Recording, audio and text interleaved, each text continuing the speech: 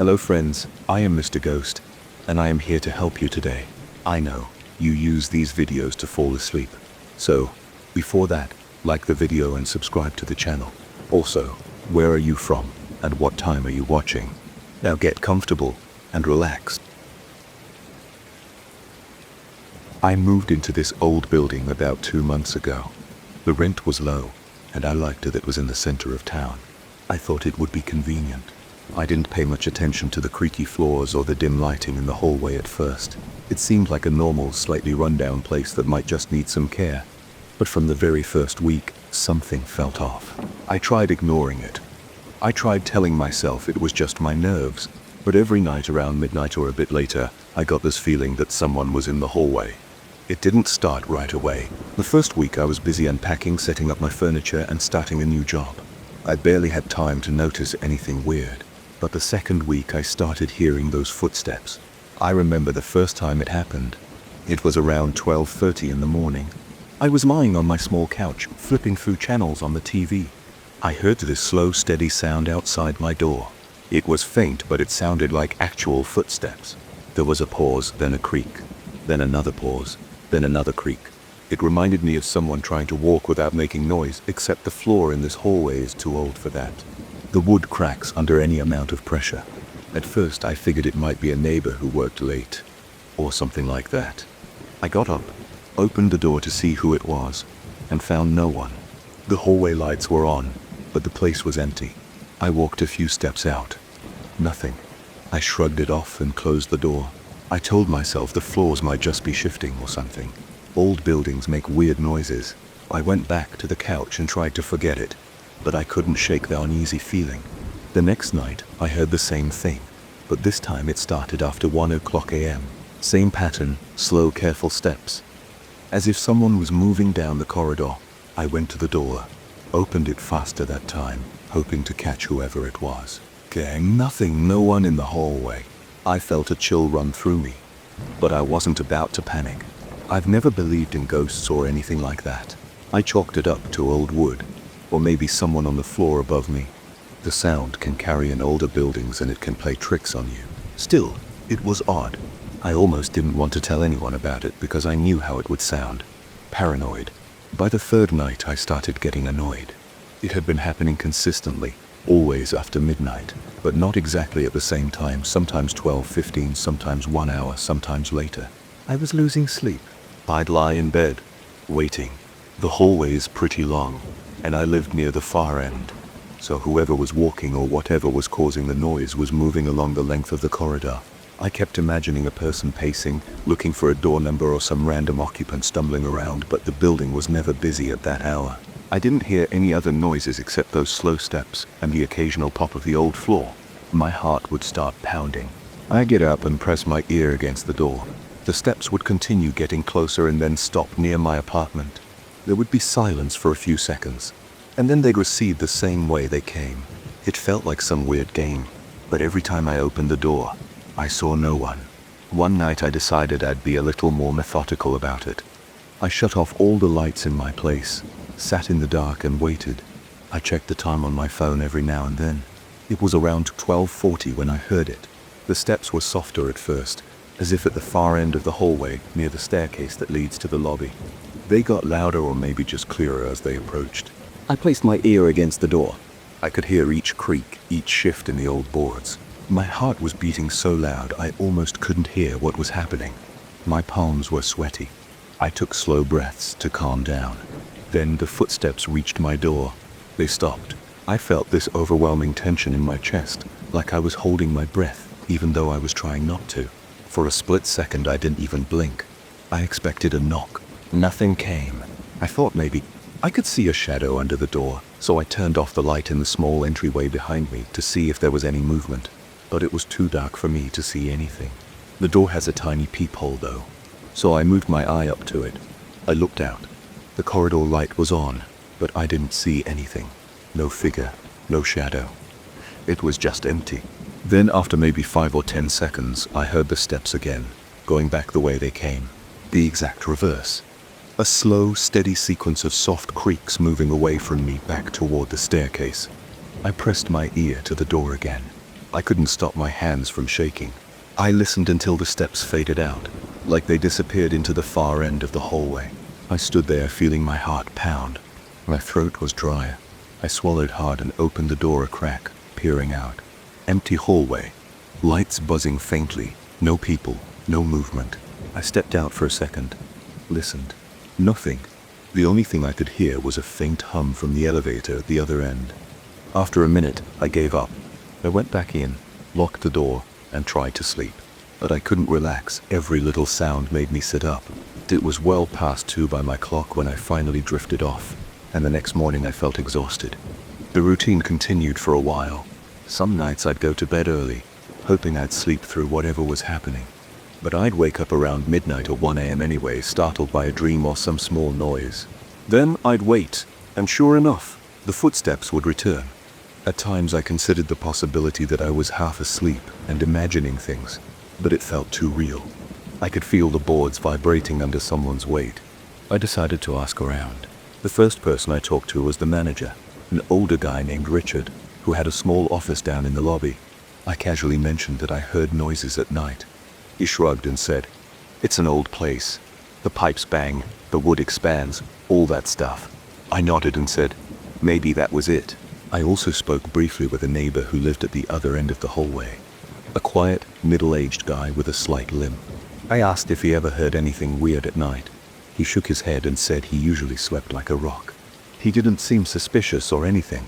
I tried to bring it up with a few other residents I met in the elevator, but most of them just smiled politely and changed the subject. It felt silly to push the topic. One night, I thought about setting up some kind of recording device. I had an old phone that I didn't use anymore, and I thought maybe I could leave it in the hallway on record and see what I caught. But I didn't want someone stepping on it or stealing it. I also worried I'd come off as some paranoid person if I got caught messing around in the corridor that late. I ended up not doing it, which I regret. Maybe I could have gotten proof of something. Instead, I kept relying on my own observations. The noises started to get more frequent. Where it used to be a few times a week, it now happened almost every night. Sometimes I even heard them around 2 or 3 in the morning. It was always the same pattern. Slow steps from the far end, a pause by my door, then a return trip. I never heard any doors opening or closing. It was weird. I wondered if it could be some neighbor who got locked out, or a person with insomnia pacing the hallway. But it never made sense that they'd stop right by my door, and I couldn't figure out why I never caught them in the act. I started to feel uneasy in my own home. I'd lie in bed, staring at the ceiling, waiting. My body would tense up at the slightest sound. During the day, I felt silly, but at night it was a different story. My pulse would race and I'd sweat a lot. My apartment wasn't hot, but my body acted like I was in a sauna. Some nights, I just watched TV until 2 a.m. with the volume low, waiting for the footsteps. They always came. One particular night was the worst. It was late, around 1:30 a.m., and I was leaning against the door again, trying to catch anything unusual. My ear was pressed against the wood. I heard the steps start up at the far end. They got louder and I felt my heart pounding. There was a faint squeak, then another, then another. Each one matched the shift in weight. It sounded like a person wearing shoes with a hard sole, taking gentle, deliberate steps. It wasn't random. They reached my door. I held my breath. For a split second, I thought I heard breathing on the other side, but I couldn't be sure. My body locked up. My fingers tingled. Then there was silence. After a moment, the footsteps started moving back. When they were gone, I realized I was shaking. I looked through the peephole. No one. That was the night I decided to sit down on the floor, right by the door. I just sat there, back against the wood, trying to calm myself. I couldn't believe this was happening. My mind went through a list of explanations. Maybe some neighbor had a sleepwalking habit, or maybe the building's wooden floors were shifting due to heat pipes at odd hours. I tried to rationalize it, but it kept happening, and it was always the same route, always the same time frame, always stopping by my door. The manager kept telling me the same thing whenever I brought it up. Old floors, old pipes. He sounded bored with me. I think he found me annoying. I didn't get the feeling he was hiding anything, just that he thought it was a non-issue. My neighbor with the limp just said, "Huh, never heard a thing," and changed the subject. A couple of times I thought I saw someone lingering in the stairwell when I left for work in the morning, but that turned out to be another tenant waiting for a ride. I never pinned down anyone suspicious. It was frustrating. As the weeks went by, I became so jumpy that every noise made me tense up. If my fridge made a clicking sound, I'd freeze. If a car honked outside, I'd flinch. My body felt like it was on constant alert. I was getting dark circles under my eyes from lack of sleep.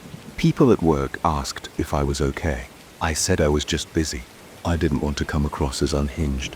Then one weekend, I thought maybe I could catch whoever it was by surprise if I stayed out in the hallway. So around midnight, I turned off the lights in my apartment, opened my door very quietly, and stepped into the corridor. I left my door unlocked behind me. The hallway lights were on, but they were dim and flickered sometimes. I walked to the far end where the stairs were. Nobody was there. I crouched down next to the wall, trying to stay still. The building was quiet. I heard the elevator run a couple of times, but no one got off on my floor. After about an hour, I couldn't stand it anymore. My legs were cramping, and I felt ridiculous. I went back inside. Of course, that was the one night the footsteps didn't happen. I guess if it was a person, they noticed me somehow. Or it was all just random timing. I didn't try that again. Eventually, I got to a point where I tried to ignore it. If I heard the steps, I'd stay in bed and let them pass. But ignoring it didn't help. It actually made me more anxious. I kept imagining someone standing on the other side of my door staring. The thought of it sent a chill through me. I'd start shaking under the covers. Sometimes I'd get up and double-check the lock. I never slept well. One night, it was around 12:50, I heard the footsteps begin. I forced myself to stay in bed. They moved slowly along the corridor, just like always. I was sweating so much that I had to push the blankets off. My heart was racing. When the steps reached my door, they stopped. I could almost feel someone's presence through the door. As if I opened it, they'd be right there. I listened, barely breathing. My mouth was dry. A few seconds later, the footsteps moved away. I heard them fade. The hallway went quiet. I didn't get up to check. I just lay there until morning, dozing on and off in a restless haze. And that's how it went for a while. The footsteps never led to anything else. They never tried to open my door. They never knocked. They never whispered or rattled anything. I just heard them come and go. Nobody else seemed to notice or care. I couldn't figure out a rational explanation, but I also couldn't prove that anything spooky was going on. I started to wonder if some eccentric neighbor had a reason to pace at those hours. Maybe it was an older person with insomnia trying to stay mobile. Maybe it was the building's heating system causing the wood to snap in a sequence that sounded like footsteps. Maybe it was a person who got a kick out of creeping around at night. I still live here. I keep telling myself it's nothing. But every time I hear that sound, I tense up. It's as if I'm waiting for something bad to happen, even though nothing ever does. It's just footsteps, coming and going, night after night, stopping by my door. It's been a few weeks since the last time, but I don't feel relieved. I feel like it's only a matter of time before it starts up again. I never found any clues in the hallway. I checked for scuff marks or footprints on the worn tiles. Nothing unusual. I knocked on a few neighbors' doors in the past just to ask if they ever heard anything. Nobody admitted to it. I tried telling myself maybe I'm the only one bothered by these sounds because my apartment is near the end of the hall, and maybe the acoustics are weird there. All I know is that it's real enough to make my heart race when I hear it. I don't have a solid explanation. It could be a neighbor, it could be the floor, or it could be a combination of things. I don't have proof that anything supernatural is going on. Actually, I doubt that's the case at all. I'm convinced it's something or someone completely normal, just acting in a strange way. But that doesn't stop me from feeling uneasy. That long corridor, those dim lights, and that sequence of footsteps in the dead of night. It's hard not to get freaked out. When I talk about it, people usually shrug it off. But if they experienced it themselves, maybe they'd get it. I thought about moving out, but financially, this place still makes sense for me. The rent is cheap, and it's close to work. Plus, I keep thinking that if I do leave, I'll always wonder what the hell was really happening in that hallway. For now, I deal with it. I keep my door locked. I try to drown out the noise with a fan or some music when I'm lying in bed. Sometimes I wear earplugs, but on quiet nights, I can still hear those steps. There's nothing dramatic about it. It's just footsteps in an old building coming and going without explanation. Honestly, that alone is enough to get under my skin. That's the entire story. I wish I had a big reveal, some proof that it was a prank, or that there's a hidden passage in the walls, but I don't. All I have is the memory of sitting there, pressed against my door, hearing those slow, deliberate steps on the other side, just inches away with no clue who or what they belonged to. And that's it. It happened. I heard it, I felt it, and I never figured it out. I'm not saying it's supernatural, but late at night, when my mind is racing, I can't help but imagine someone standing there in the darkness of that old hallway, listening to me breathe on the other side of the door, only to slip away when I look. It still makes my heart pound, just thinking about it. I still remember that last night at the hotel. My body was exhausted and my mind was half shut off, but I couldn't settle into real sleep. The room was too quiet. The bed felt too stiff. The air conditioner rattled a bit, and every time it kicked in, I would jerk awake feeling like something was off. I had been in that small city for a few days on some work-related stuff, and the place was nothing fancy, just a decent hotel on a busy street. People came and went at all hours, but it was still quieter than I was used to. Around midnight, I decided to force myself to sleep. I set my phone to vibrate, plugged it in by the nightstand, and rolled over, hoping to get enough rest before the morning checkout. I had no idea how the night would turn out. I dozed off at some point, but it wasn't restful. I kept looking at the clock on the bedside table. 1 o'clock in the morning, then 2 o'clock in the morning. Every tiny noise felt louder in that unfamiliar room. I'd hear an elevator ding down the hallway or someone's muffled cough in another room, and my brain refused to relax. At around 3 o'clock in the morning, I was in that weird half-asleep state where you're aware of the darkness but not fully conscious of your thoughts. That's when my cell phone started buzzing. It wasn't just one buzz. It was the full vibration pattern of an incoming call. I forced my eyes open and reached over. The screen lit up the entire room, feeling blinding. The number wasn't in my contacts. Part of me thought it might be a family member or friend calling in an emergency, because who else would call at 3 o'clock in the morning? My pulse quickened, but something about it felt off, so I let it go. I didn't answer. I waited for it to stop. Eventually, the buzzing ended.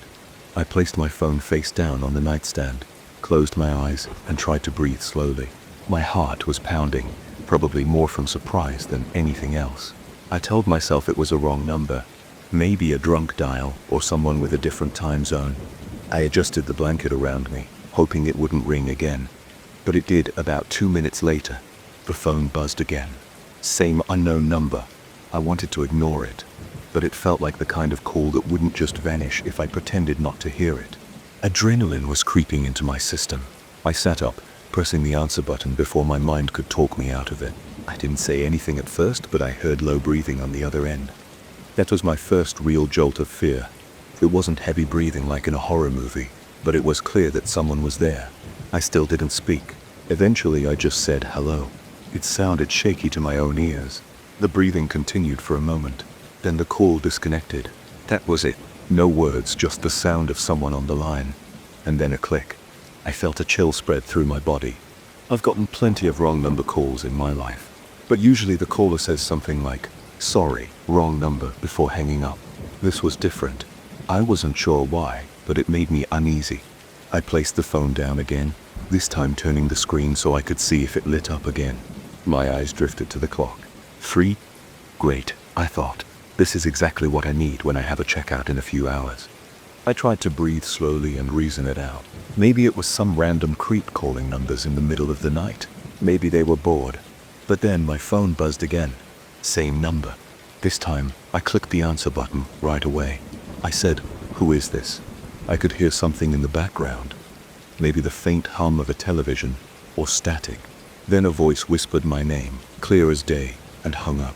I felt my skin crawl. Hearing my name in that whispery voice felt invasive, like a personal violation. This person knew exactly who I was. My heartbeat thudded in my ears. I turned my phone off without a second thought. I didn't want to risk it. If they had my number, they could text me or call me whenever. But I had no idea how they got it in the first place. I sat there for a few minutes, in the dark, listening to my own breathing. My palms were sweaty and my stomach felt tight.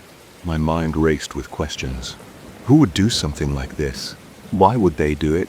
And how did they know my name? I got up, walked to the small bathroom, and splashed water on my face.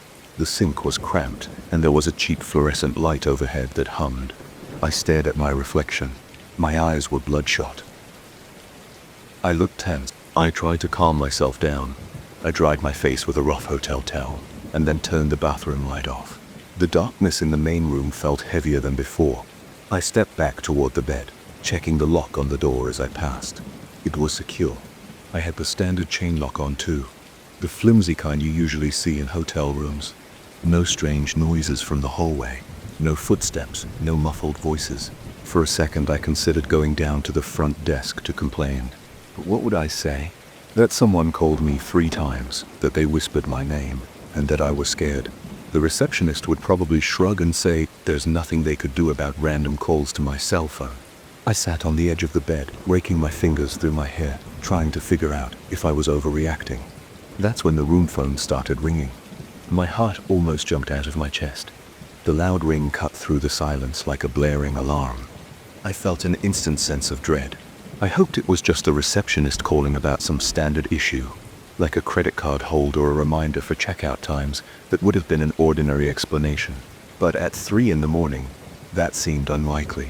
Still, I told myself it had to be the front desk. I picked up the receiver and cleared my throat. "Hello?" My voice shook.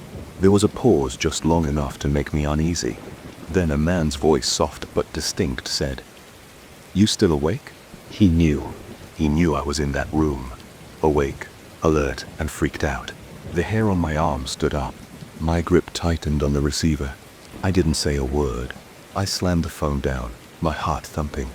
My entire body felt hot, and I could barely think straight. Whoever this was, they had not only my cell phone number, but also the room's extension, and they knew my name. That wasn't random.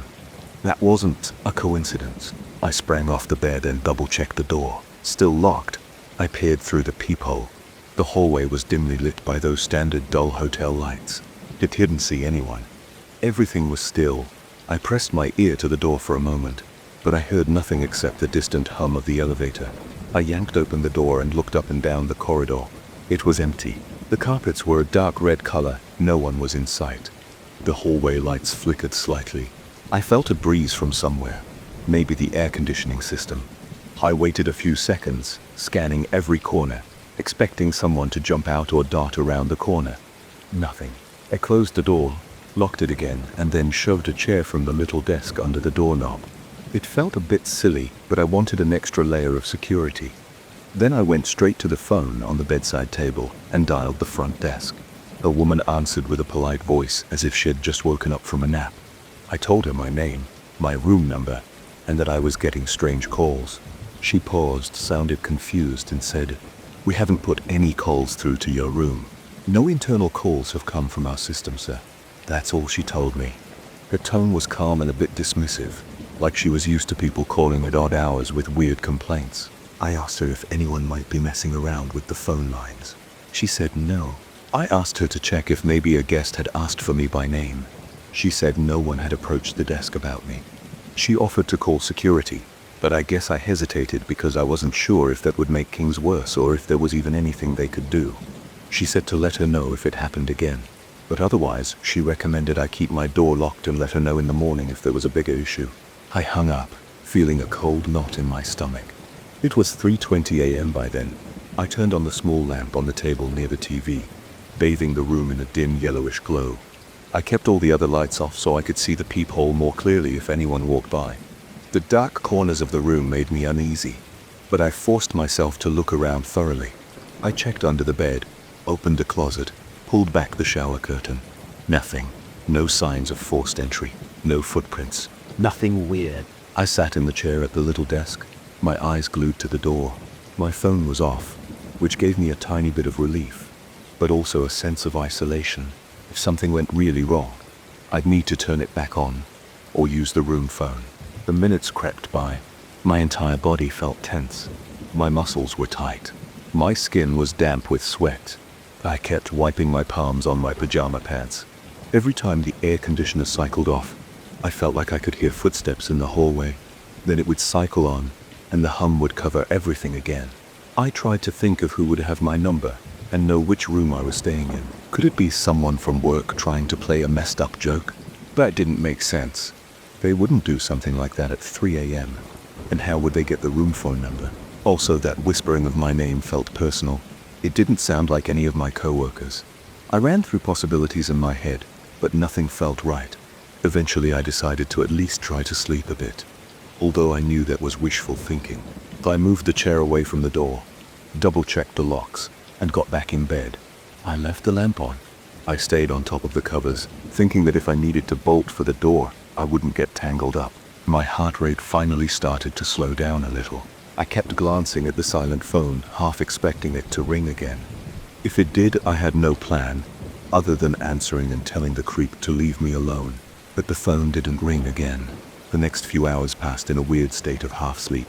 My body felt drained, but my mind wouldn't shut up. The image of the phone lighting up in the dark kept repeating in my thoughts. The whisper, "You still awake?" wouldn't leave me. I felt so on edge that the slightest creak made me jump. I remember the weird pattern of the air conditioner turning on and off about 3 more times before I noticed the first signs of dawn peeking through the heavy curtains. By 6 in the morning, I'd had enough. I flicked on the overhead light, pulled my clothes out of the suitcase, and got dressed. My hands felt shaky. I stuffed my belongings into my bag without bothering to fold them. My mind was set on leaving that place as soon as I could. I didn't care about missing the free breakfast or staying until checkout. I just wanted to go. I remember I could barely focus on simple tasks, like zipping up my bag. I kept looking around, expecting another call. Finally, I stepped out into the hallway. The lights felt brighter than they had during the night. A cleaning cart was parked near one of the rooms at the far end, and a housekeeper in a uniform was moving slowly from door to door. She barely glanced at me. I got in the elevator, pressed the button for the lobby, and just stared at the closed doors until they slid open again. At the front desk, I told the same woman from the night before that I wanted to check out. I wasn't angry with her.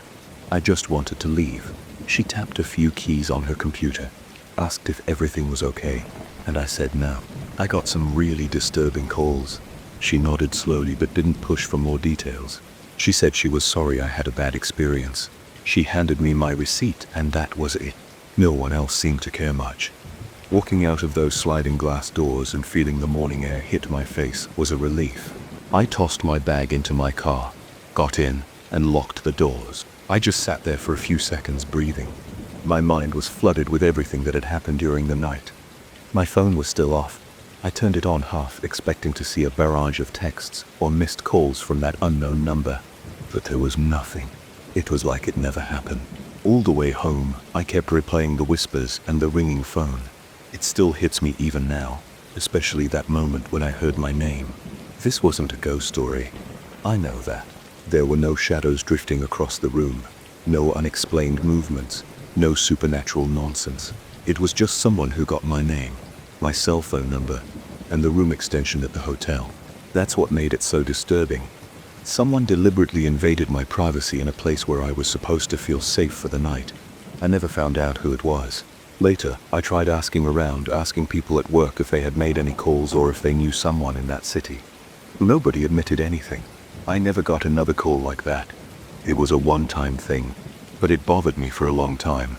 It still bothers me. It felt personal in a way that random pranks don't. Maybe the person was just bored or thought it'd be funny. Maybe they had access to the hotel's reservation system. I don't know. I do know that ever since that night I take extra care with my personal information when I travel. I don't tell people where I'm staying. I try to use a different name at check-ins whenever possible, or at least be cautious about who knows my room number. And I almost never pick up unknown calls in the middle of the night. The memory is too raw. Sometimes a simple ring can bring back the feeling of that dark hotel room at 3 in the morning, and the voice on the other end whispering my name. In the grand scheme of things, nothing huge happened. I wasn't harmed. I left on my own terms, checked out, and went home. But that night reminded me that real fear doesn't always come from dramatic events. Sometimes it's just a phone call at the wrong time with the wrong words, and the realization that someone out there knows exactly where you are when you thought you were alone. That's enough to shake you up, even if nobody dies or there's no direct threat. I never went back to that particular hotel. I avoided that city for a while. but eventually life moved on. Still, whenever I think about that voice whispering my name in the dark, I feel a twist in my gut. It was so simple, so direct, and it felt like the start of something worse. I'm just glad it ended there, and that I was able to leave without further incidents. I guess that's all there is to say. It was the most unsettling night I've ever spent in a hotel, and I hope I never go through something like that again. I felt a chill run down my arms the moment I stepped off the bus. My watch showed it was past midnight, and I was back from a party in another city. The terminal was almost empty.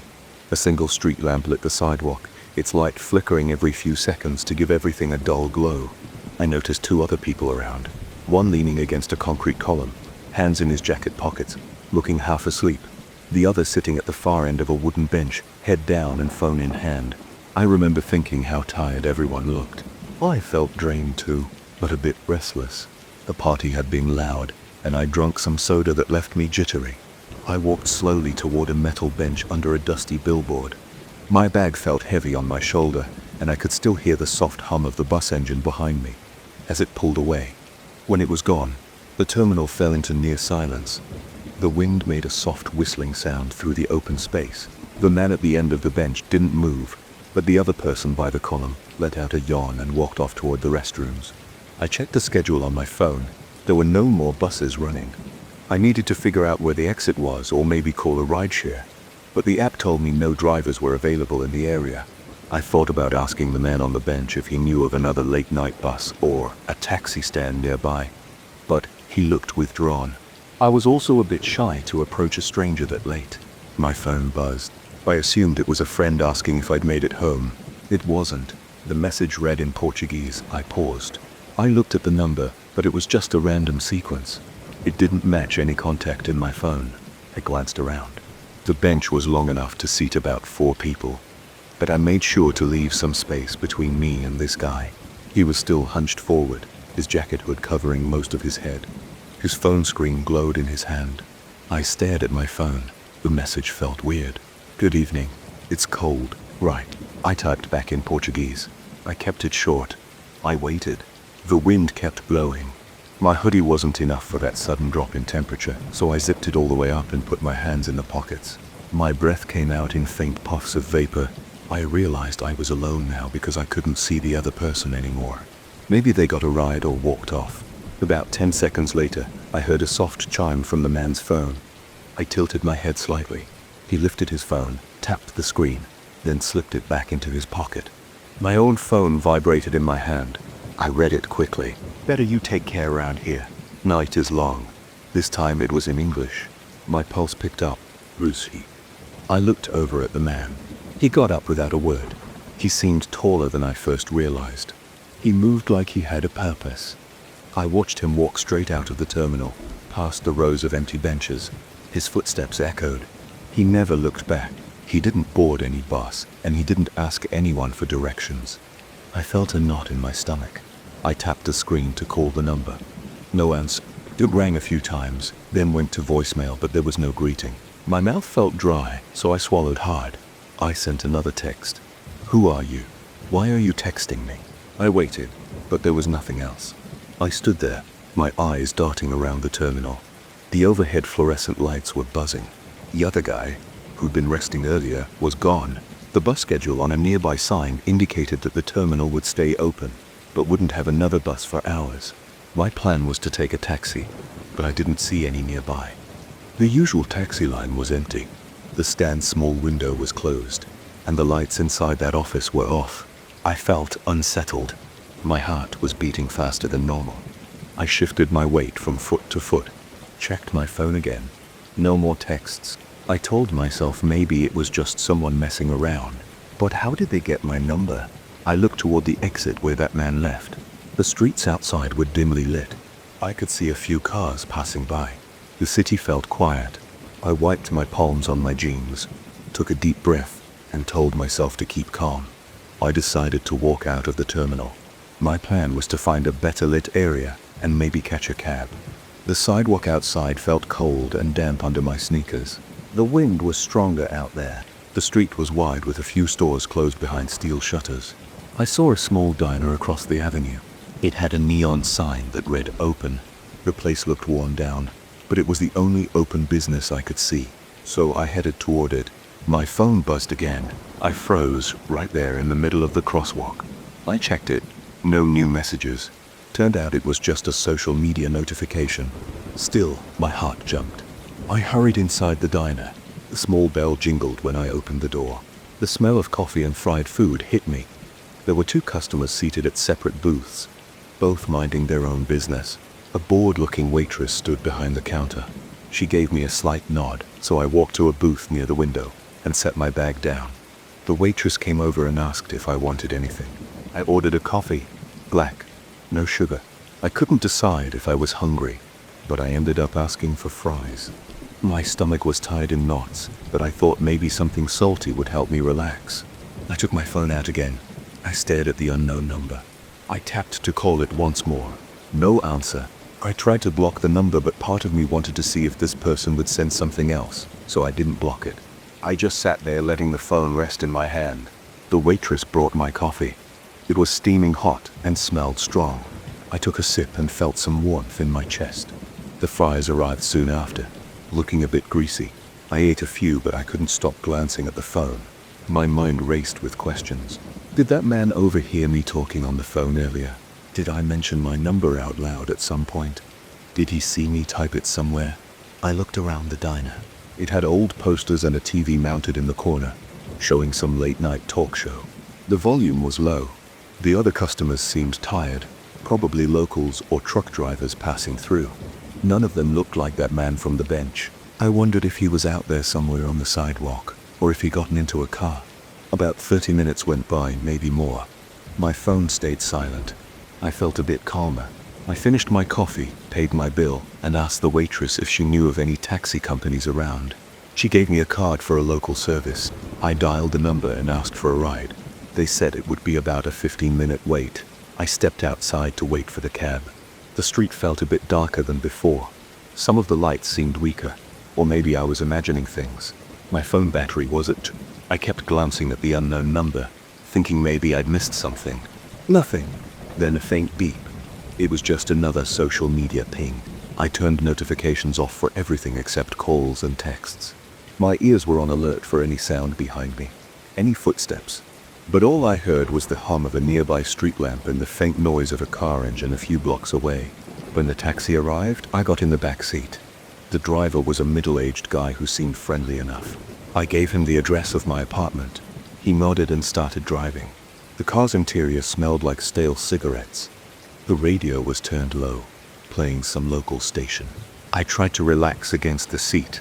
My phone was in my lap, and a part of me expected it to ring.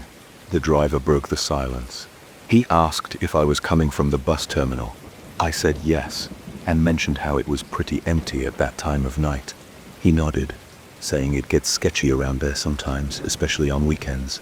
I asked him if he'd heard about anyone messing with people's phones or something similar. He gave me a confused look in the rearview mirror and said he hadn't. But there are always some strange characters hanging around. My building was about 15 minutes away. The driver pulled up to the front gate and I paid.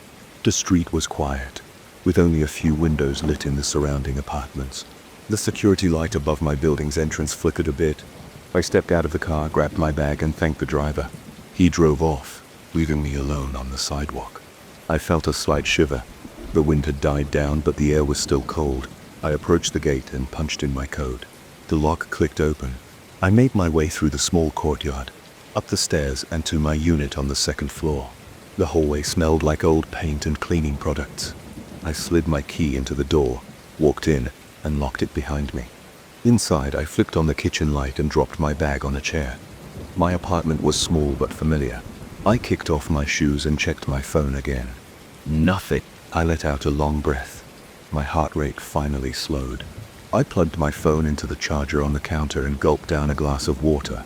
Then I opened the fridge and drank a bit of orange juice straight from the carton. I felt tired but was wide awake at the same time.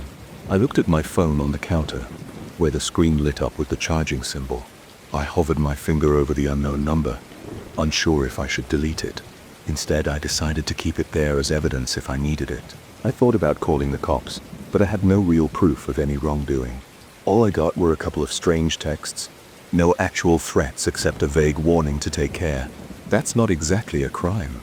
I went to my bedroom. I could hear the old pipes in the walls, which creaked now and then. I tossed my clothes into a hamper, then put on some sweatpants and a t-shirt. I turned off the main light and let the bedside lamp stay on. I climbed into bed with my phone in hand.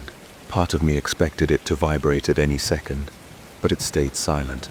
I opened a chat with my best friend, typed a message about what happened, and then erased it before sending. It felt silly to bother anyone at that hour, with a vague story. I checked the time, 1:45 a.m. My eyes burned from exhaustion. I set an alarm for the next morning and tried to settle in. My mind kept replaying the moment when I noticed that guy with his phone. The way he lifted it, read something, then walked off. The text about the night being long echoed in my head. Eventually, I dozed off. I had restless dreams. Every time I woke up during the night, I checked my phone. No new messages. Around dawn, I finally got a few hours of real sleep. When I woke up, the sun was shining through my blinds.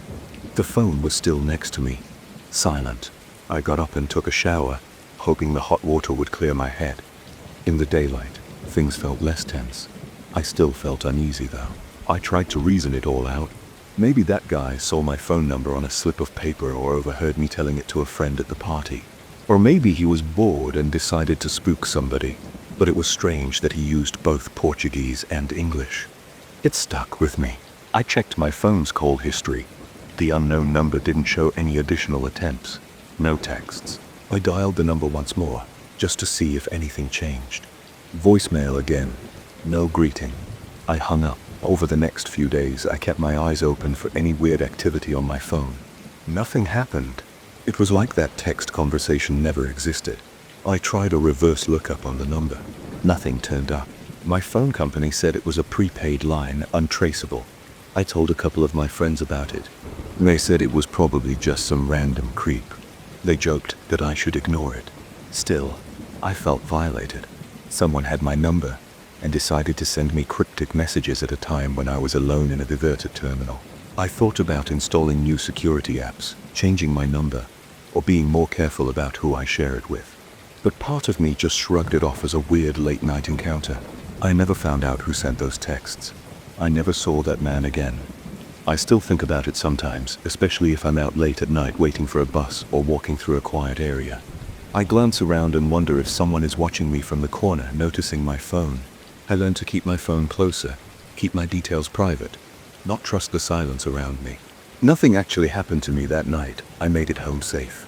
But that feeling of exposure stayed with me. It was the way he just got up and left without taking a bus right after sending that message. It was the way he warned me to take care. The night felt longer than usual, even though it ended like any other. In the end, it taught me something about how easy it is for someone to get personal information. It could be as simple as looking over your shoulder or catching your number on your screen. The whole thing was unsettling, but life went on. I still go to parties. I still ride the bus. I still check my phone at terminals. I just do it with a bit more caution now. I make sure no one's peering over my shoulder, and I don't flash my phone in crowded places. I don't dwell on it too much anymore. But I remember how my pulse raced when I read those texts. I remember the cold sweat under my hoodie. I remember my throat drying up as I sat there, realizing a stranger had access to my phone number. It may not seem dramatic, but in that moment, my senses were on high alert. That was enough to leave an impression on me. So that's the story. It's not supernatural, it's not full of dramatic events, but it felt real and scary enough at the time. And to this day, I still wonder how he got my number. I never figured it out. He'll never forget the night I left work later than usual and drove down that empty state road on a Tuesday. I remember it clearly because it was the same day I had to finish a sudden project at the office. I ended up staying 2 hours beyond my normal shift. I felt exhausted when I finally packed up my laptop and paperwork. My only thought was getting home to eat something quick and fall into bed. I walked out of the building and noticed that the parking lot was nearly empty, with only a couple of cars remaining under the streetlights. My car was one of them. I got behind the wheel and started the engine. The radio crackled, playing some late-night talk show. I didn't care about the topic, so I turned it off. I wanted quiet. The road that led from my office connected to a state highway. Normally I'd see a fair number of cars, but by 10 at night most people are already home, especially on a weekday. I checked my phone. No texts, no missed calls. I put it aside and concentrated on driving.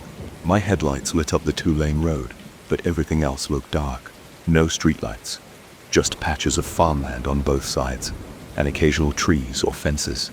The sky was clear though. I saw stars overhead, bright and spread out across the darkness. I felt a bit on edge, probably just tired. My neck was stiff and my eyes felt heavy. I tried to stay alert by focusing on the lines on the asphalt. I passed a few mile markers and noticed I hadn't seen any other cars for at least 10 minutes. My mind started wandering. I kept thinking about the day at work, the frustration of dealing with a last-minute project, and how I hated staying late without warning. I shook off that thought and told myself to focus on the drive. The road was long and mostly straight, with small curves here and there. After a while, I spotted something on the right side of the road. At first, it looked like a silhouette. I assumed it was a road sign or maybe a mailbox. As I got closer, I realized it was a person. The figure stood near the edge, close to where the shoulder met a patch of dirt. The shape moved a hand up and down almost like a weak wave. It looked like someone trying to signal for help or hitch a ride. My gut reaction was to slow down. I wasn't used to seeing pedestrians out there, especially that late. In my head, I wondered why someone would be walking on that stretch of highway at 10 at night. When my headlights fell on him, I saw that he wore simple clothes. A button-down shirt, plain pants, and old sneakers. Nothing fancy. His hair was short and messy. His face looked pale. There was something off about his expression. It wasn't fear or desperation.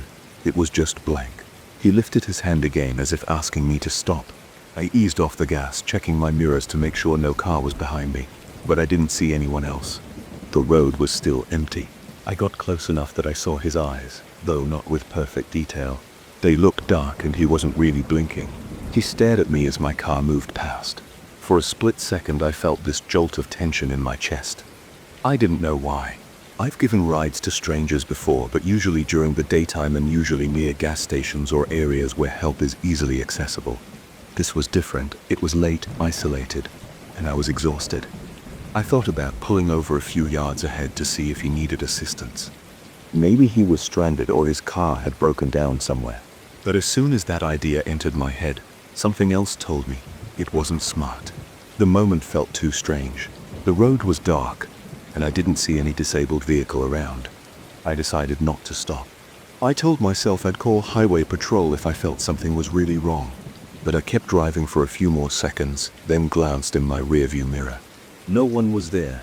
The entire shoulder behind me looked empty. I squinted, thinking maybe he sat down or maybe he walked back into the trees.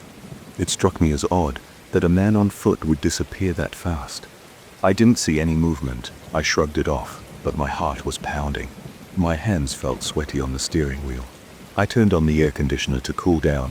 As I continued, my mind raced with explanations. Maybe he hid because he felt embarrassed that I didn't stop. Maybe he decided to head back into some nearby property. Or maybe I'd imagined him, but I knew I'd seen someone. My headlights clearly showed a man standing on the side of the road. I remembered the way his hand moved, the way his eyes looked. There was no chance I made that up. The drive home afterward was tense. I kept checking my mirrors every few seconds, worried he might appear again or that I'd see another person standing there. But the road remained empty for the rest of the trip. I got home around 11. I parked in my usual spot, locked the doors, and hurried inside. I didn't feel like cooking, so I grabbed a bag of chips and drank some water. My mind stayed on that stranger. I thought about calling local authorities but felt foolish doing that when there was no actual emergency. I sat on my couch, stared at the dark TV screen and tried to process it. My chest still felt a little tight and my back was sweaty. I turned on a small lamp and tried to calm down. Eventually I forced myself to go to bed. I didn't sleep well. I drift off and then jolt awake, thinking about that face I saw. The next morning at work I felt groggy. My co-worker Sam noticed. He lives out near that state road, although he takes another route. We had a short conversation in the break room while I sipped my coffee. I told him I'd seen a strange guy on the side of the highway. I described the man's clothes with a blank stare. Sam raised an eyebrow and said he'd heard rumors from other locals. People claim a mysterious man sometimes appears along that stretch of road, causing drivers to slow down, think about spotting, and then in the blink of an eye, he's gone. Nobody knows what his story is. Sam said the stories have been around for a while, but there's no official explanation. I got chills when Sam told me that. My stomach felt hollow. I realized I wasn't the only one who'd seen this. I asked Sam if he thought it was a prank or some local messing with travelers. He just shrugged and said nobody ever got a clear answer. Some folks assume it's a regular person who likes to wander at night and hide whenever cars pass, while others think it's something else. I wasn't sure what to believe. I just knew it freaked me out. I didn't want to drive back there alone so late again, but I had to because my job requires me to stay late sometimes. That same day, I tried to brush it off and get on with my work. Part of me wanted to prove I wasn't rattled, but every time I thought about driving home after dark, I felt a knot in my stomach. My hands would get clammy, and I'd tense my jaw. I told myself it was probably just a normal guy who ducked into the trees. There are homeless individuals in the area, or maybe drifters who pass through. It's not impossible, but something about his face, that vacant look, bothered me. I couldn't forget it. Later that week, I ended up working late again. I braced myself for the drive home, telling myself to relax. We ate a small meal before leaving the office, hoping I wouldn't feel so frazzled. I pulled out of the parking lot around the same time, close to 10 at night. The road was dark, but I kept my eyes peeled for any sign of pedestrians. My shoulders felt tight, and I gripped the steering wheel harder than usual. The hum of my tires against the pavement filled the car, and the outside world was pitch black. I passed the spot where I'd seen him, glancing at the shoulder carefully. There was nothing there. I exhaled in relief. Still, every little shadow or shape made me sit up in my seat. I spotted a billboard in the distance. For a second it looked like a figure, and my heart skipped a beat. Then I realized it was just a large advertisement. I felt foolish for getting so jumpy. I reached over to turn on the radio, letting some low-volume music play. I told myself to calm down, that everything was fine. The rest of the drive that night was quiet. No sign of any strange figures. When I got home, I felt a little better. Like maybe it was just a one-time thing. The next morning I saw Sam again. I told him I didn't see anyone this time. He laughed and said maybe the ghost, though I didn't like it, was taking a break. I tried to joke back, but I still felt uneasy. I found myself replaying the moment I passed that man on the roadside. I kept picturing his motionless stance and how he didn't move much except to raise his arm. I remembered his dark eyes. I recalled the angle of his chin, and how I couldn't see any clear expression, just a kind of emptiness. A couple of weeks went by and I didn't see anything unusual. I drove the same road a few more times at night. Some nights I felt anxious and scanned the ditches and shoulders obsessively. Other nights I managed to distract myself by thinking about work or listening to a podcast. But that memory never fully left me.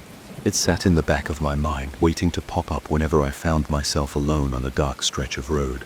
Eventually I told a few other co-workers about it. I tried to phrase it casually, like I was telling a weird anecdote. To my surprise, 2 people said they'd heard about the same thing. One claimed she knew someone who saw a man matching the description years ago. Another said he read a post on a local forum where drivers talked about a similar incident. Nobody had a definite explanation, but they all seemed convinced there was at least some truth behind it. Maybe it's a local person, maybe a drifter, or maybe someone who shows up now and then for reasons nobody understands. I still drive that road a few times a week. I keep my eyes open. I don't let myself get too comfortable because I half expect to see him again. Part of me wants to confirm it, to see if it's really a living person who just hides in the brush. Another part of me wants nothing to do with it.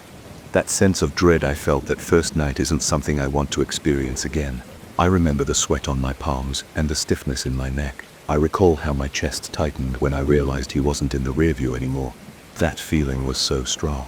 If it's just a regular guy looking for a ride, I'd feel a little bad not helping, but the way he stood there, motionless and quiet, makes me wonder if there's more to it. I have no proof. I haven't talked to the police, and I don't plan to. I doubt they'd find anyone out there unless they happen to drive by at the exact moment he appears. Sometimes on slower work days, I think back to how my coworker Sam reacted. He wasn't shocked. He treated it like a known curiosity in the area. That tells me this isn't some elaborate story I made up in my head. Other people have had similar encounters. Not the only person who's driven past that lonely figure on the side of the road and wondered if they should pull over. I won't lie, I feel relieved that nobody got hurt in these stories. I've never heard about any assaults or accidents connected to this man. It's just a strange sighting that makes people question themselves. I guess that's why I've accepted it as part of my commute.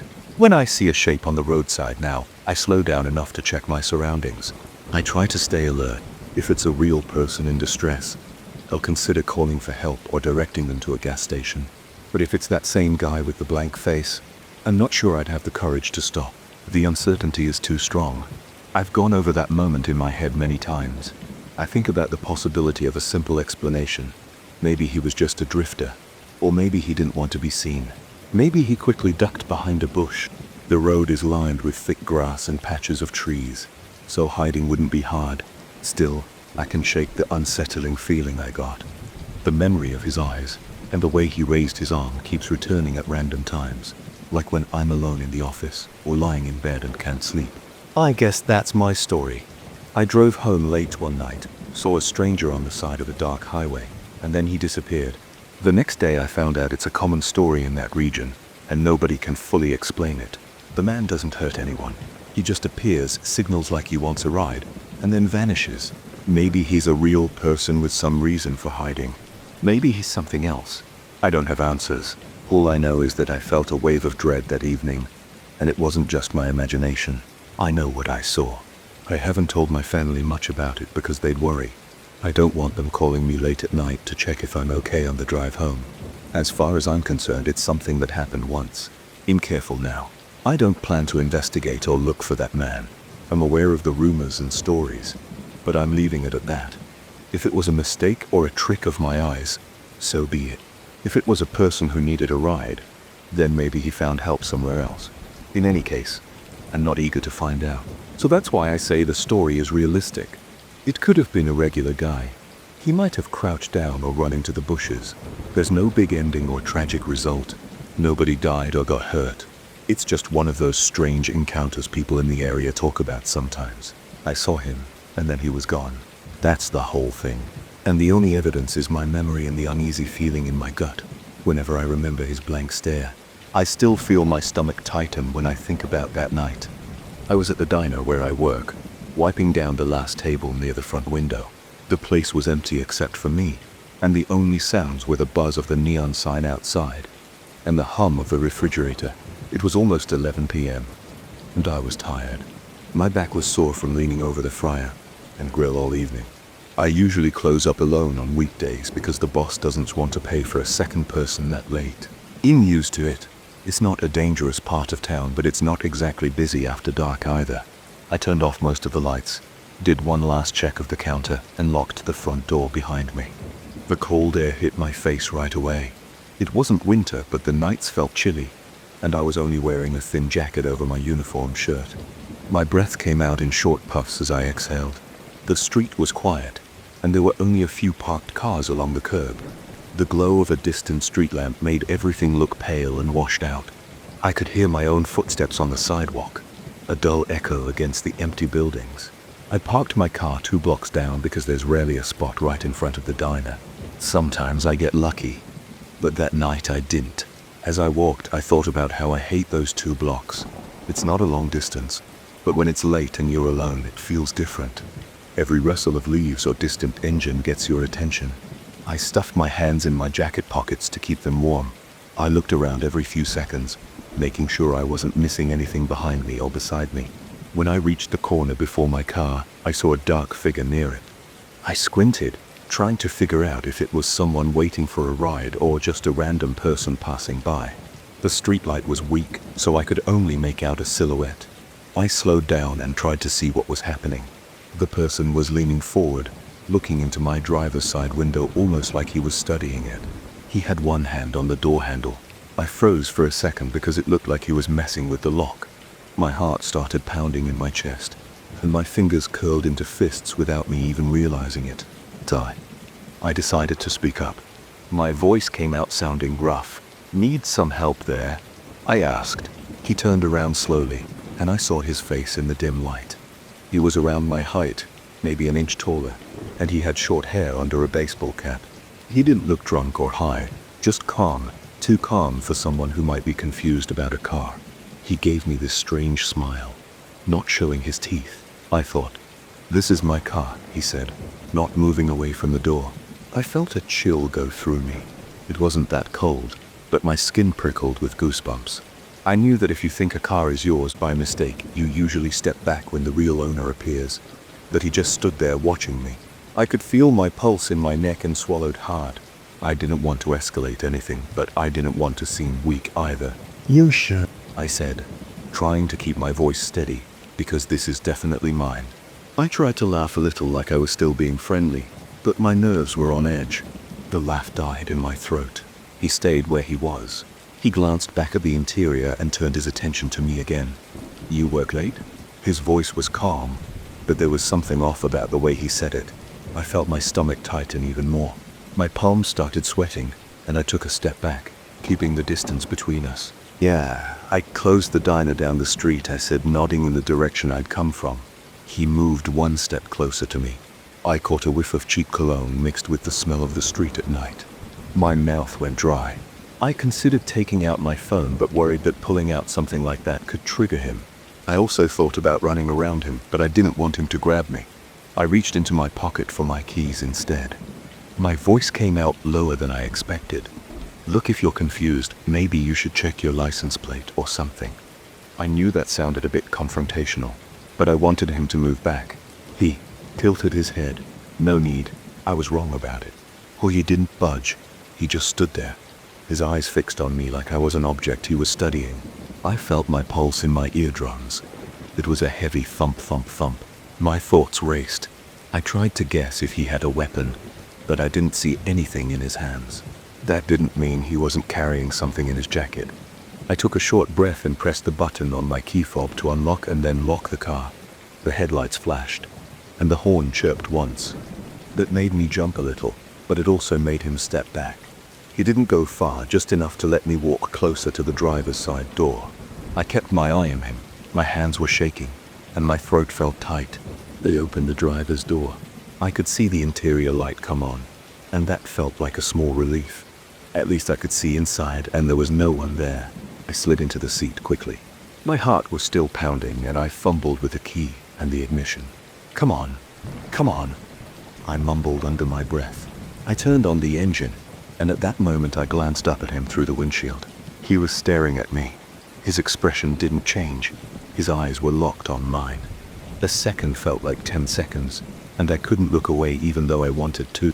I felt like if I blinked, something would happen. Finally, I shifted into drive and hit the gas, peeling away from the curb faster than usual. My tires made a short screeching sound on the pavement. As I drove away, I looked in the rearview mirror. He stood there still, facing my direction, his hands in his pockets. He didn't wave or shout. He just stayed there watching my taillights fade. I didn't breathe normally until I reached the main road. My chest felt tight, and I was gripping the steering wheel so hard my knuckles were white. I forced myself to inhale and exhale a few times. My breath was shaky, and my mouth was still dry. I checked all my mirrors repeatedly, afraid I might see him following me in another car, but the road behind me was empty.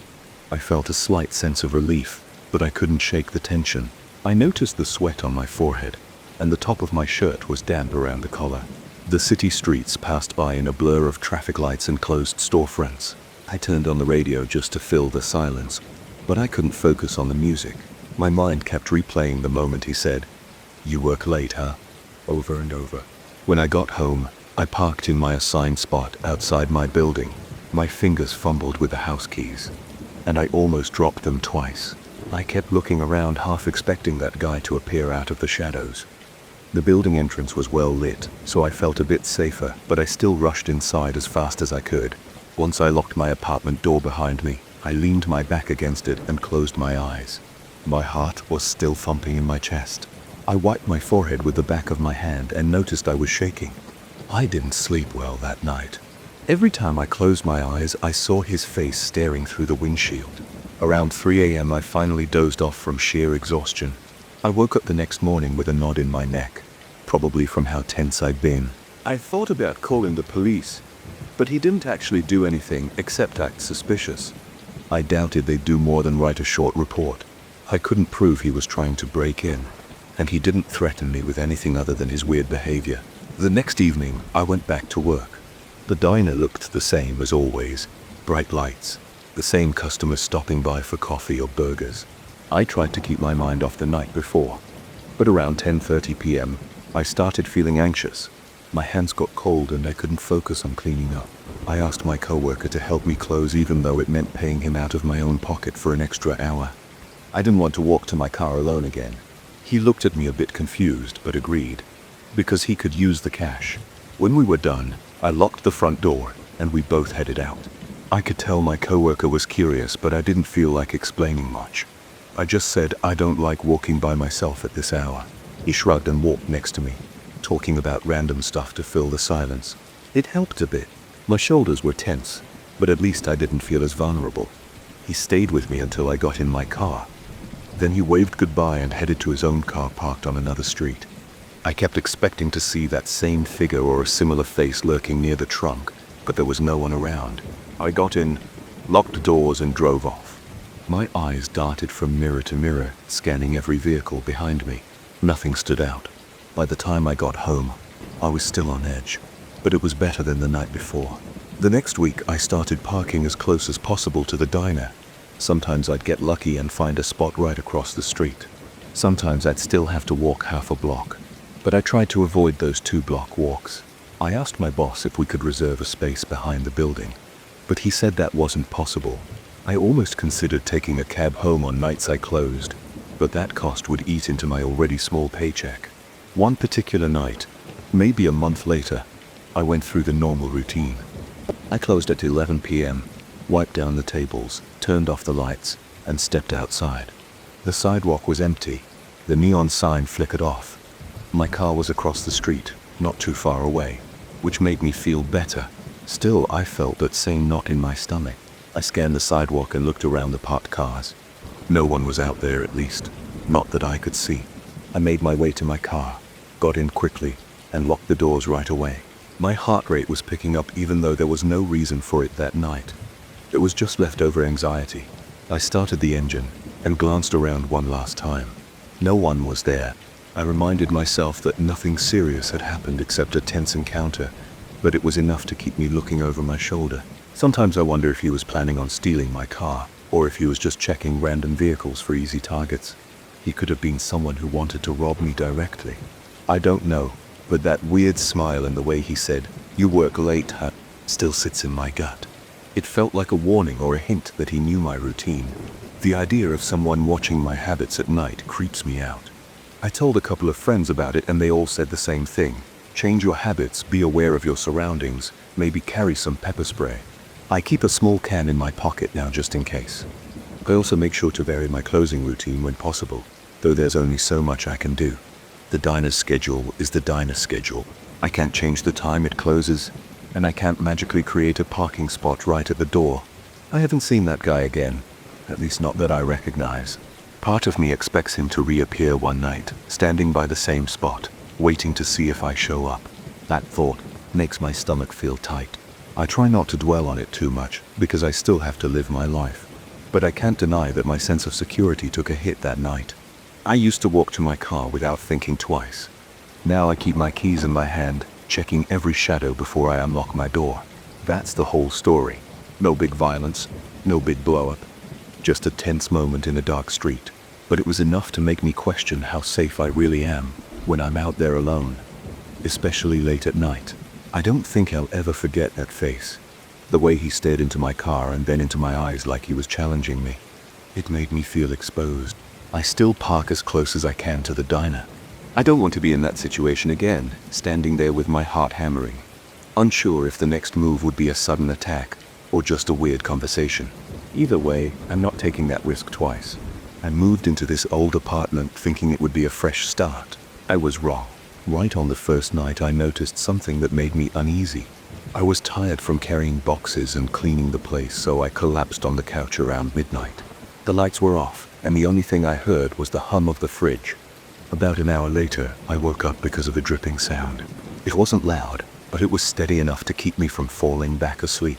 I checked the sink in the bathroom first, but it was dry. Then I walked into the kitchen, where I heard the drip, drip, drip somewhere above me.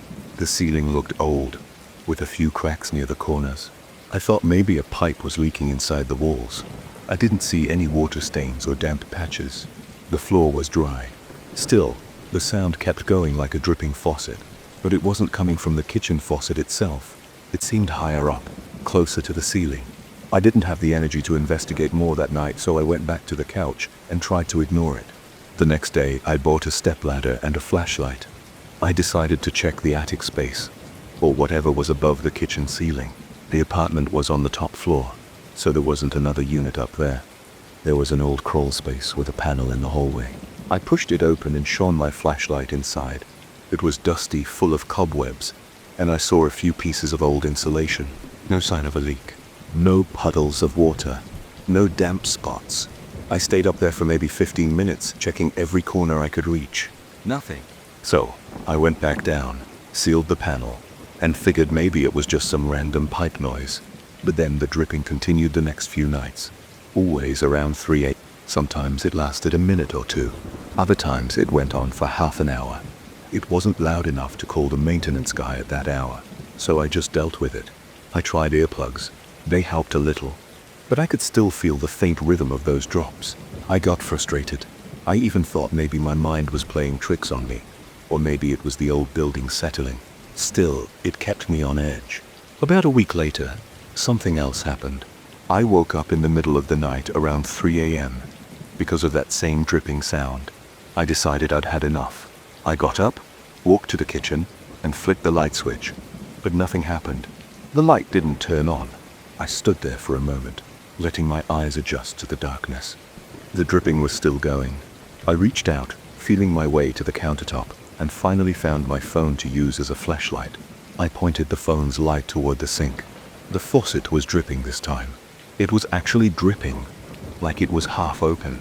I know for a fact that I turned it off tightly before I went to bed because I have a habit of checking. I'm a little obsessive about that stuff. I twisted the faucet closed. I stood there listening. The sound stopped. No water hitting the sink. Then I realized the curtain by the small window next to the fridge was swaying slightly, as if a breeze had just gone by. That window is usually closed. I walked over and checked.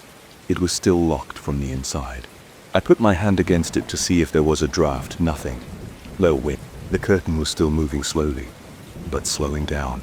I looked around the kitchen. Everything else seemed in place. No open cabinets, no drawers pulled out, no sign of forced entry. I went to the hallway to check the breaker, thinking maybe the power was out. That's when I heard the fridge hum again, so the power wasn't out. I flipped the kitchen switch off and on a few times. The light never came on. I walked back to the living room. The TV was off, its little standby light, dark like it was unplugged. I went over to check the cord. It was plugged in. I tried turning the TV on. Nothing happened. Then I noticed the cable box was also off. Usually it displays the time, but it was blank. It seemed like just the living room and kitchen outlets were out. The hallway light was on though. The bathroom light worked too. This made me think there was a partial electrical problem. I switched the breaker for those areas off and on again. After a couple tries, the kitchen light finally came back. I heard the TV power up, and the cable box lights returned. But when I went back to the living room, the TV was out of sync. It showed static like it had lost its channel settings. I'd never seen it do that before. I had to rescan everything. I didn't sleep much that night. My heart kept pounding like it had too much caffeine. I found myself glancing at the window curtain and the faucet every few minutes. I even checked the main door lock, which seemed fine. Everything was locked from inside. It felt strange, almost like someone had walked through the kitchen, messed with the faucet, then left without a trace. But that didn't make sense. If they had some key, I would have heard the door open. My apartment's door is pretty noisy. It creaks when you open it even a little. The next morning I called the maintenance guy and asked him to check the pipes and wiring. He came over around midday. He tested the kitchen light switch, checked the breaker, and said everything looked fine. He ran the faucet, tested the water pressure, and found no leaks underneath. I told him about the crawl space, but he said there's nothing up there except old insulation and some wiring for the building's ventilation system. He also said the building was about 40 years old, so some weird creaks and drips might just be part of the place's charm. He tried to calm me, saying it was normal. I wasn't so sure, but he left me with that explanation. That evening, I talked to the building superintendent, a guy named Roberto. I asked him if there were any reports of break-ins or weird plumbing problems. He gave me a knowing look and said, "You mean you're hearing noises at night?" I nodded. He told me that the last tenant had complained about the same things: dripping noises at odd hours, lights flickering, and TV losing signal for no reason. That got me on edge even more. I asked him if that tenant had ever found a cause. Roberto shrugged and said that the tenant blamed the building's age, or maybe someone sneaking around, but nothing was proven. That night, I double-checked everything before going to bed. I made sure the windows were locked, the door was bolted, the faucet was closed, and even unplugged the TV just to see if that made a difference. I fell asleep around midnight feeling exhausted, but determined to see if anything would happen again. Sure enough, at 3 a.m. I jerked awake. It was the same sound, drip, drip, drip. I got up quietly, without turning on any lights. I walked slowly toward the kitchen, feeling my pulse in my ears and my palms growing sweaty. The hallway was dark, but I could see a faint glow from outside streetlights in the living room. When I reached the kitchen entrance, I noticed that the faucet was dripping again. This time, the water flow seemed stronger, as if the handle had been turned almost halfway. I froze. My mind started racing. Did I forget to close it? No, I remembered turning it off. I flicked it on and off a few times, then closed it again. The dripping stopped. Right then, I heard a quick shuffle behind me, near the living room. I spun around, expecting to see someone. The living room was empty. The curtains were still. The door was locked. I forced myself to walk over and check the door. It was still bolted from the inside. I felt my chest tighten, my hands were shaking a bit, and I could feel my heart pounding against my ribs. I tried to tell myself that it was an old building with bad plumbing or something. But the faucet handle being turned like that? That didn't feel like a random pipe issue. Someone had to move it, but there was no one in the apartment except me. I looked around the apartment for anything out of place. All the windows were closed and the locks were intact. No new footprints on the dusty spots near the windows. The corridor outside my apartment was quiet, and the main door was locked. I checked the chain from the inside too. Everything was secure. I went back to the kitchen, opened and closed every cabinet, and looked under the sink. Nothing. I went to bed feeling uneasy. I left a small lamp on in the bedroom just to calm my nerves. Over the next week, the same pattern repeated. Around 3 a.m., I'd hear the dripped sound. Sometimes it was mild, sometimes loud enough that I got up instantly. Every time the faucet handle was partially open, and the curtain would sway as if someone had just walked by. One night, the living room TV lost all channels, even though I'd set them earlier in the day. Another night, the kitchen light wouldn't turn on until I flipped the breaker. I asked Roberto again if anyone else had keys to my place. He said the building had a master key for emergencies, but it was kept in a locked cabinet. Maintenance staff used it only with a work order, and they logged every time they took it. There was no record of it being used on my unit at night. He said I could change the locks if I wanted. I did. I went out, bought a new lock, installed it. That night the same thing happened. At 3 a.m. drip drip drip, I ran to the kitchen, flipped on the light, and saw the faucet dripping. The rest of the apartment was still, no sign of forced entry. I felt trapped in some weird cycle. I tried staying awake from midnight to 3 a.m. to catch whatever was happening. But on those nights, nothing happened. It was only when I fell asleep that I'd be woken up by the sound. I started losing sleep. I looked tired all the time. My co-workers asked if I was stressed. I didn't want to sound crazy, so I just said I was having trouble sleeping in a new place. But inside I was edgy. My nerves were shot, and I couldn't focus during the day. Eventually I set up a cheap webcam in the kitchen, aimed at the sink to record overnight. I wanted proof that the faucet was turning on by itself or that someone was sneaking in. I connected it to my laptop and set it to record from midnight to 4 a.m. The next morning, I checked the video. The faucet started dripping around 3 a.m. The handle clearly moved, but I couldn't see a hand. It was too grainy and dark, with only a small nightlight near the door providing light. The handle just moved, almost like it jerked on its own. The curtain in the background fluttered slightly, but there was no shape or figure. No shadow, no reflection. I felt sick to my stomach. I replayed it several times. I saw the same thing. There was movement, but it didn't make sense. I showed the video to a friend and he said maybe the handle was loose or the water pressure changed. But that wouldn't explain why it happened at the same time every night. He told me I should just move out, but I didn't have the money to break my lease. I showed the video to Roberto. He watched it, shook his head, and said he didn't know what to tell me. He reminded me that the last tenant moved out early because of these issues. The management never found any physical cause. He asked me if I ever felt threatened. I said not physically, but it was messing with my head. He suggested I ignore it or learn to live with it. That wasn't what I wanted to hear, but I didn't have many options. The apartment kept doing it every few nights. I started sleeping with the radio on to drown out any dripping sounds, and some nights I wore noise-canceling headphones. But the faucet would still end up dripping. Sometimes I'd find the kitchen light flickering. Sometimes the TV was completely out of tune when I woke up. I never found footprints, never found damage to the locks, never saw any sign of a break-in. The place was always locked from the inside too.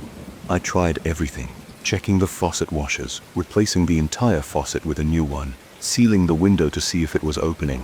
Nothing solved it. After a couple of months, I decided I'd had enough. The stress was wearing me down, and I couldn't sleep. I wasn't exactly scared for my life, but was jumpy all the time. I told the building's management that I was leaving. I explained the situation to them, and they let me break the lease with a penalty. I paid the fee and started looking for a new place. I never found proof of who or what was messing around at 3 a.m. Roberto told me he'd heard stories about that apartment for a few years. He said no one stayed there long. Maybe it was just the building's old wiring and plumbing. Maybe there was someone with a hidden key. You'll never really know. All I can say is that it felt too deliberate to be a random leak. The handle was always physically turned. The curtains always moved as if someone passed by. The TV was always messed up, as if it were unplugged or the input had been changed. But no matter what I did, I couldn't catch anyone in the act, and there was no sign of forced entry. It left me with more questions than answers. Even now, thinking back, I can point to anything that's downright impossible. It could have been some extremely quiet intruder or some bizarre malfunction in the plumbing and electrical systems. Nothing I saw defied the laws of nature, but it sure felt wrong. It felt like someone or something was in that apartment at night, moving around, flipping faucets and messing with the TV, leaving no trace. I'm in a new apartment now.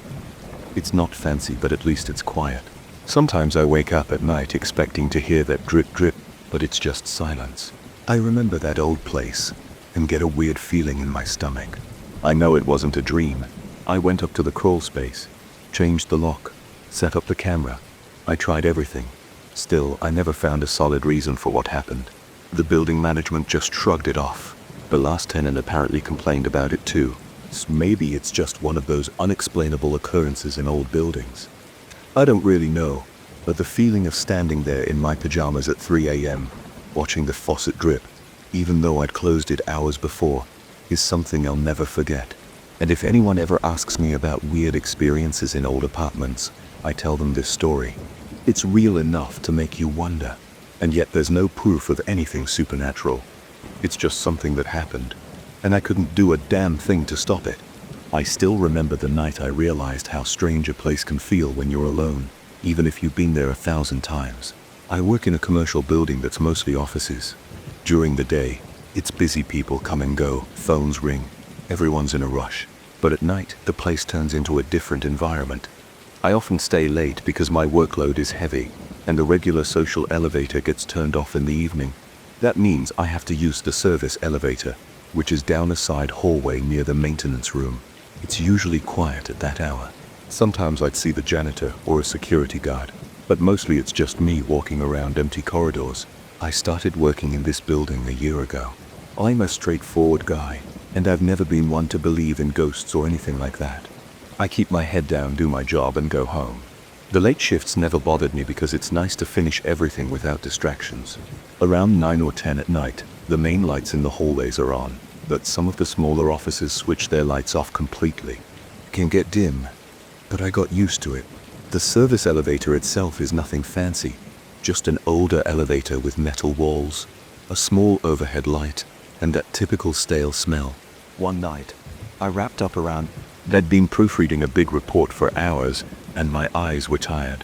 I shut down my computer and left my office. I walked to the hallway, noticing how the floor was mostly dark, except for a few emergency lights. I headed toward the service elevator. My legs were stiff from sitting all day, so I walked a bit slower. I saw the usual sign on the social elevator. Turned off after 8 p.m. Use service elevator. Nothing new there. I pressed the call button for the service elevator and waited. The building's air conditioning was still running, but the air felt heavier. I don't know if it was just me being tired, but everything felt a bit off. Sometimes when I'm alone in a quiet space, my mind picks up on small noises. Maybe a faint buzzing or a click from somewhere. I remember hearing my own breathing echo in the hallway. After a moment, the doors slid open and I stepped in. I pressed the button for the ground floor where the parking garage exit is. The elevator started moving down smoothly. I shifted my briefcase from one hand to the other and looked at the scratched walls in the small overhead light. The reflection on those metal walls can be a bit warped, so I never pay much attention to it. Usually it goes straight to the ground floor without stopping, especially at that hour. But this time I felt a slight jolt. The elevator slowed and then stopped at some floor that looked completely unlit. The doors opened right up. I leaned out a little, half expecting the sensor was triggered by someone. There were no lights in that hallway, no movement. It felt like a power outage on that floor, or maybe nobody used it at all. I called out, "Hello?" No answer. The darkness looked thick, almost like a curtain. I could see faint shapes of walls, but there weren't any windows providing light. It was pitch black, and it smelled a bit stale, maybe from disuse. The doors just stayed open. The elevator didn't move. I was a little annoyed, so I kept pressing the close door button. Nothing happened for a few seconds, and it felt long. My heart rate picked up because I couldn't see a reason for the elevator to stop there. Finally, the doors started closing. I exhaled and tried to calm down, figuring it was just a glitch. Then, as the doors were about to shut completely, they jolted again, like something had triggered the sensor. But I didn't see any hand or object blocking the entrance. I stepped forward and looked around, but nobody was there. I was sure of it. At that point, I got an uneasy feeling, so I pressed the button again hard. The doors closed, and the elevator continued downward. My shoulders were tense. I shook my head and told myself, "It's late. I'm tired. That was just a malfunction." Then I looked at the reflective surface in front of me. I saw my own face, a bit pale from the overhead light. My eyes looked wide. That's when I noticed something else in the reflection. A figure behind me. It was a man, tall with short hair, standing still at the back corner of the elevator. My heart started pounding. My palms got sweaty, and my mouth went dry. I spun around instantly, expecting to see someone just a foot away, but there was nobody there. I froze for a second, my ears ringing. The elevator was empty, except for me. The overhead light flickered a bit, but that was it. No one was there. It's not a big elevator, so if there was a person, I would have seen him right away. My chest felt tight. Part of me wanted to punch the emergency stop and run out, but we were already moving down. I found myself staring at the back wall, trying to figure out if there was any weird shadow. There wasn't anything that looked like a man standing there. The elevator dinged on the ground floor, and the doors opened. I basically stumbled out, not even looking back to see if the doors closed properly. My footsteps sounded heavy in the empty lobby. The security guard was at the front desk, but he was reading a magazine. He looked up and asked if everything was okay. I hesitated, unsure how to explain what I saw, so I ended up just saying, "Yeah, I'm fine." The elevator was acting weird. He shrugged and went back to his magazine. I walked out to the parking garage. My hands were trembling as I took my car keys out. I felt silly, like I was letting my imagination go wild. But I know what I saw, or at least I know what it looked like. In the reflection, there was a person behind me. When I got home, I told myself to drop it. I made a sandwich, watched some TV, and tried to forget. I even thought about how reflections can be distorted. Maybe it was just a trick of the light or my own shape at a weird angle. But it didn't feel that way at the time. It felt too real. The next few days, I tried to keep my routine. I stayed late again, finishing up tasks. Everything was normal except I caught myself checking the time more often.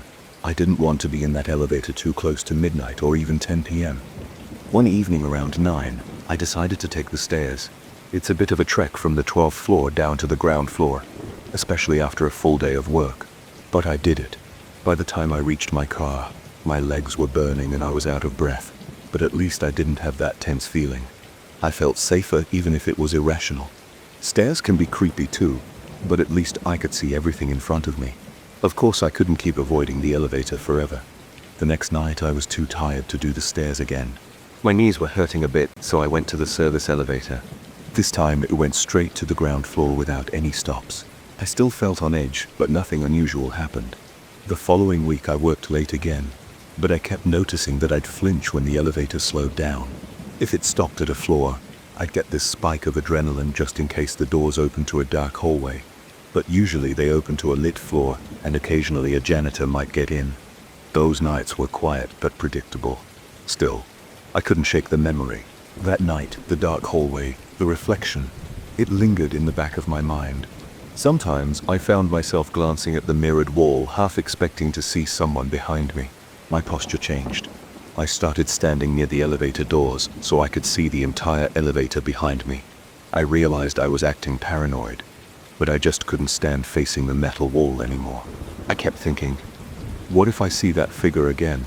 One time, about 2 weeks later, the elevator stopped on a floor that looked mostly dark. The overhead lighting was dim, like it was just an emergency bulb. I tensed up. The doors slid open and I saw maybe one flickering light in the hallway. It looked deserted. No one got in. I pressed door close repeatedly. My hand was shaking. When the doors shut, I braced myself and looked in the reflection. There was only me, no one else. I let out a breath, but my heart was still racing. After a month of nights like that, I started planning my schedule to leave before it got too late. If I left by 8 p.m., I could still use the social elevator. Sometimes I managed that, but when I didn't, I either forced myself down the service elevator or took the stairs if I wasn't too exhausted. Eventually I told one coworker about it. He's not the type to laugh at me. I explained. I saw something in the elevator reflection. He asked, "Did you see someone enter behind you?" I said no, and he just patted my shoulder and said, "Look man, maybe you were just tired. That building's old. The service elevator's old too. Weird stuff happens." He didn't make a big deal out of it, which helped me feel less crazy. Still, every time I have to work late, I remember that night. The memory pops up whenever I press the elevator button. I think about that dark floor, the open doors, the stale air, and then that sudden moment I saw a figure behind me in the reflection. It felt so real, but when I turned there was no one. No sound of movement, no sense of another person's presence. I was alone. Yet, I know I saw someone, even if it was just for a second. It's possible I tricked my own eyes because of the metal's reflection, or the overhead light.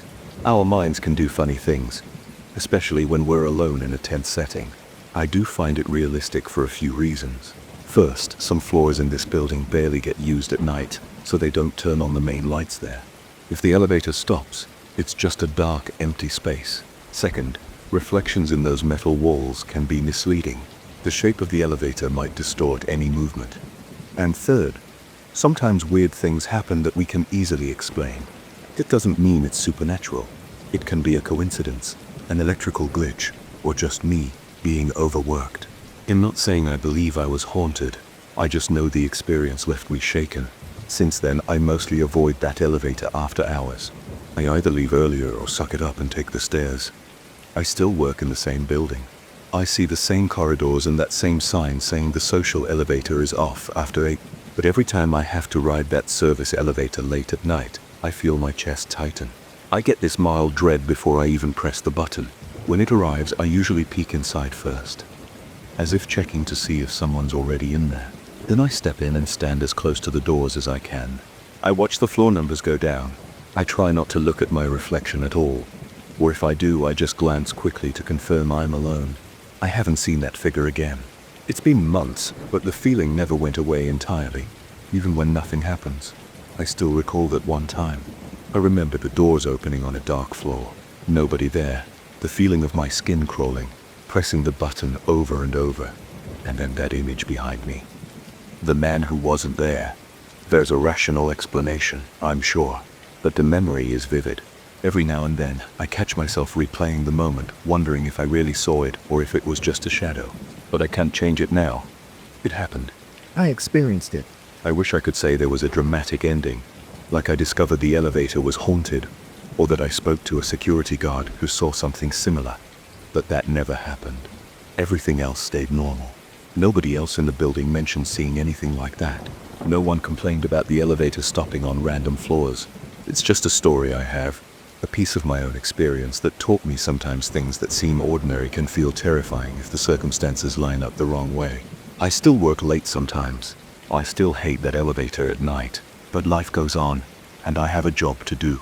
If I'm exhausted and can handle the stairs, I'll step into that elevator, keep my eyes forward, and hope it goes straight to the ground floor. If it stops on an empty floor again, I'll probably do what I did before. I'll press the close door button until it obeys.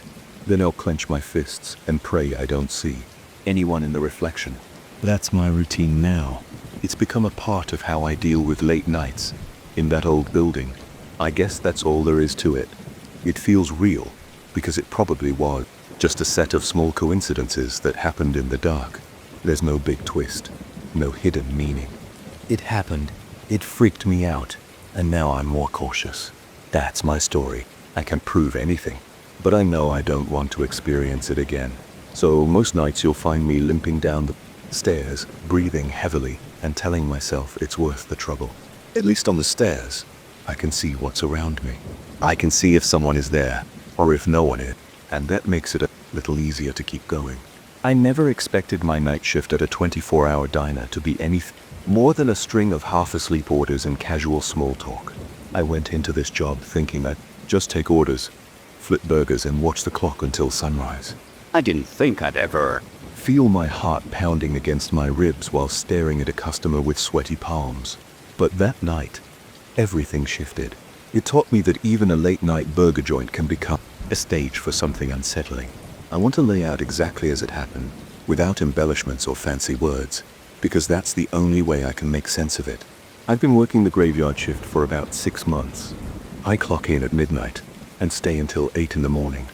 Most nights are quiet, occasionally a few regulars wander in around 2 or 3 in the morning.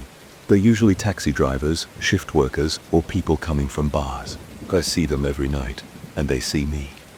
There's no big drama. I'm a pretty big guy, and I don't spook easily. But there's something about the emptiness of the place after midnight that can make small things feel bigger. The silence can make any weird noise stand out. On a normal night, I settle into the rhythm, check the coffee pots, make sure the hot plates are stocked, restock the sauce packets, and wipe down the counters. That's my world. Sometimes my coworker from the previous shift leaves behind some undone tasks, so I pick up the slack. The place has a small dining area with 6 tables, a counter with 4 stools, and a back area where we do most of the cooking. Off to the side, there's a door that leads to a tiny office. The manager keeps petty cash, inventory records, and some sensitive paperwork in there, plus a small safe in the corner, though it doesn't hold much. Still, it's locked, and the door to that office is usually locked too, especially at night. I started double-checking that lock when weird people began showing up, just to be safe. One night, around 3:30 a.m., I noticed this guy come in. He looked tired, with bags under his eyes, but he was oddly energetic at the same time. He had this jittery way of moving, like he was trying not to stand still. He wore a dark jacket, jeans, and a pair of running shoes that had seen better days. He walked up to the counter and flashed me a quick smile. It wasn't a friendly smile, more like he was trying to appear casual, but ended up looking tense. "Hey," he said, speaking fast. "What kind of sandwiches you got?" I pulled out a menu and slid it across the counter. All kinds. We got burgers, chicken sandwiches, BLTs, grilled cheese, ham and cheese, tuna melt, the usual stuff, man. He nodded quickly, tapping his fingers on the counter. Right. So you guys stay open all night? Like 24 hours for real? We never close, I said. Someone's here at all hours. When he scanned the menu but kept looking up at me, then over my shoulder, and then toward the office door. It made my neck tense. I couldn't figure out why he'd care about that door. Most customers barely notice it.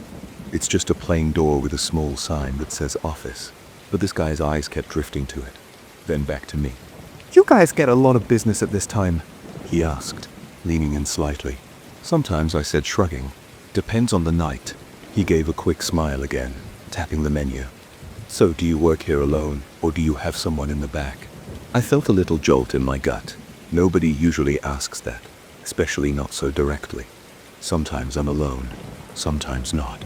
In reality, I was alone most of the time, but I didn't want to spell that out. Depends on the schedule. He kept nodding, like he was trying to collect bits of information. His eyes flicked once more to the door. Then he asked about the burgers. How big are they?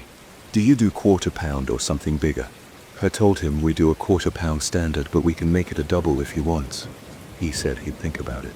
Then he asked about the fries, the onion rings, and the shakes. He wanted to know the exact ingredients of the BLT. He asked if we had any special sauce. The questions came rapid fire one after the other, like he was stalling me. I answered patiently at first, but after about a minute I got irritated. It felt like he was stalling, and I was on edge. While I was talking, his attention kept darting back to that office door. I tried not to look over my shoulder too much, but I was aware of it now. My heart started pounding a little faster. I told myself maybe he was just curious, or maybe he wanted to ask for a job, but my gut said otherwise. There was something off in his body language. He'd glance at me, glance at the door, and then stare at me like he was reading my face. After a few minutes of this, I took a breath and decided to cut it short. Look, do you know what you want to order? I asked, keeping my tone neutral. He hesitated, then pointed to the cheeseburger on the menu. He'll take a single cheeseburger, fries, and a large soda. Sure thing. That'll be. I rang him up.